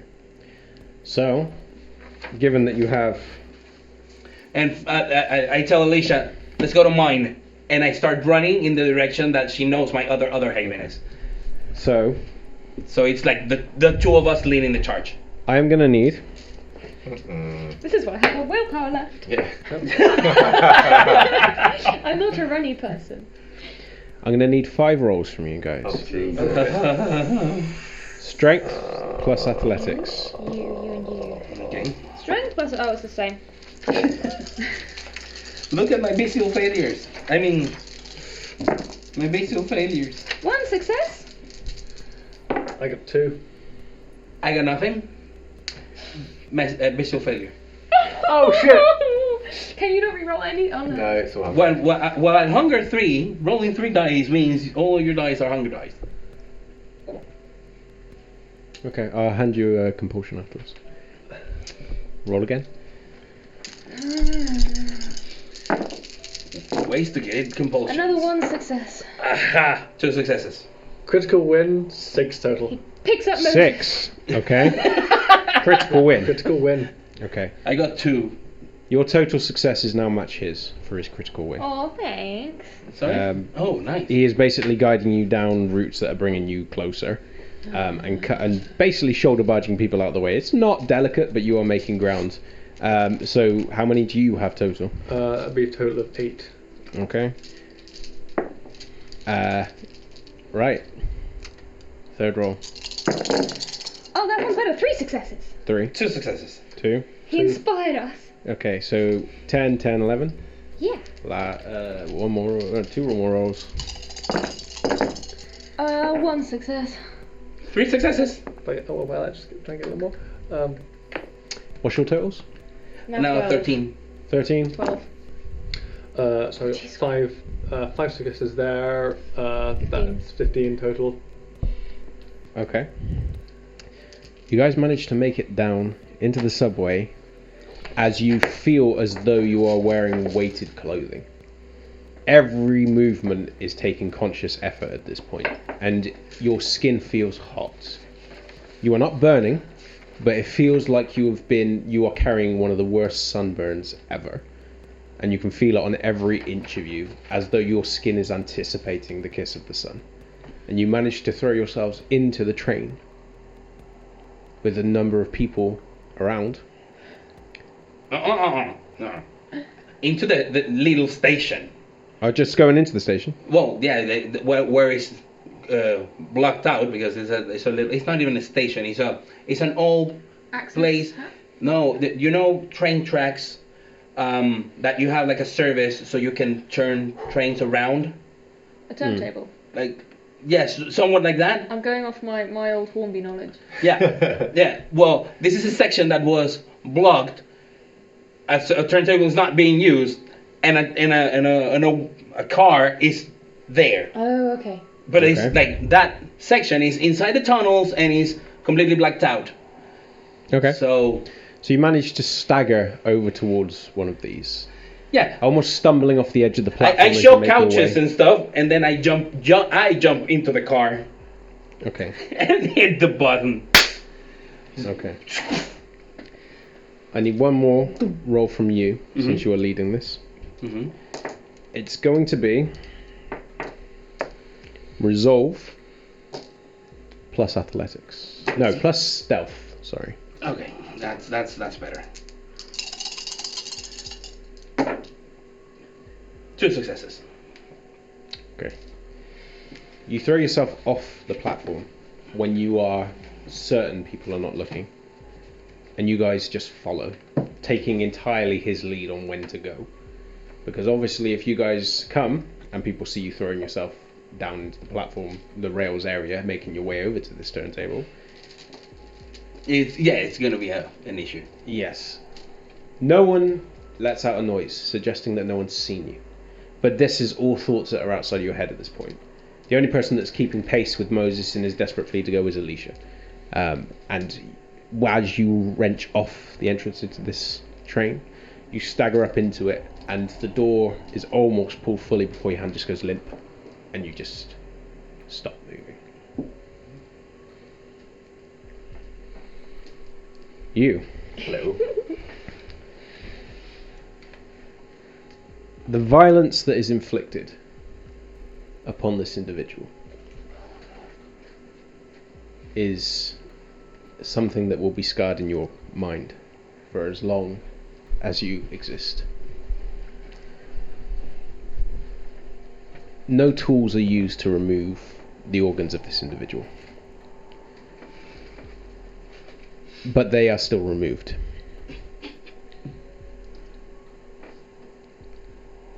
And Edmund takes steps to ensure that the individual is awake throughout.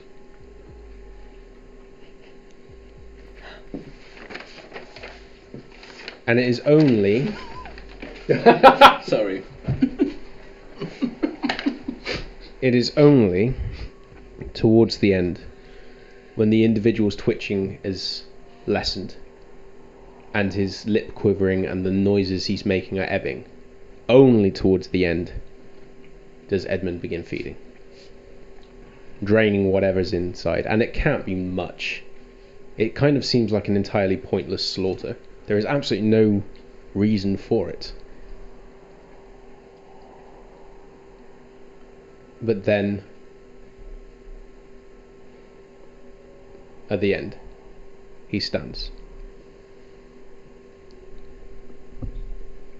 leans in,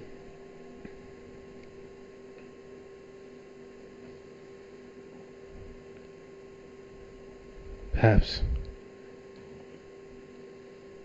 I will still take you up on your offer. Thank you, Greg. Stands up.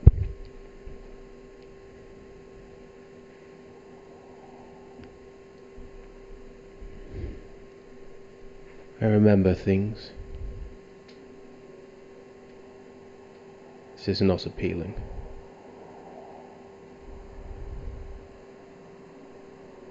So, Ben, let's go for a ride. And that's where we're going to end tonight's session.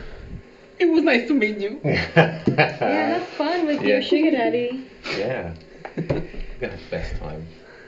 Wow, that was interesting. That was close. That was so close. That was, you had a target number of 12. 15. If you hadn't gotten that critical Considering I was win, averaging someone wouldn't have made that 1 in. or 2 successes per roll. Thanks, Jim. You're welcome. Yeah. See, Yeah, because I am have here. it here. When you said yes, I was like, this is my other Haven, but I need the line. I need That the was so railway fucking line. When I wrote this in episode 13, I wasn't quite expecting it to transpire the way I thought it would. Oh yeah, yes. I thought it was Yeah. But at different. least I had it prepared. Yes. I mean, Good to we be were prepared. right. Edmund, Sabat, it's happening. Are they right? I don't know, I kind of feel like the Pale Man, as it is, Well. might be like a third, party. I think this could just be a terrible misunderstanding. I'm sure it'll all come out and it'll be fine. Greg was definitely I mean- a terrible person. After all, as Miss Unreason is fond of saying, he is a wonderful man. Before So- we go, Miss Reason has gifted another 3 subs, so thank you so much. Thank you very much. Thank you, Miss Unreason. Probably. Honestly, in I'm sorry for goading you. Thank you. Mwah. Now in celebration. Oh my god. too. I hope that's not indicative. So, thank you very much, guys. We will see you next Monday at the same time, I believe. There's no plan? It is the same time for us, Same but time for us. Over the weekend, time zone, daylight savings, and crazy stuff that happens in some countries that I don't fully understand makes it so that today we are in British summertime. Yes. So no longer GMT. This is BST, the OG, whatever it is. So watch out. Ciao. Yeah. Ciao. Bye, guys. Thank you very much. See you next Love week. you. Bye. Bye. Thanks for watching this episode of Blood on the Thames. If you'd like to keep up with all the latest news, follow us on Twitter and Facebook and ShrekNet, the links to which are down below. And remember, if you want to join us live, be sure to tune in every Monday at 7 p.m. on Twitch. Thanks again, and I'll see you next time.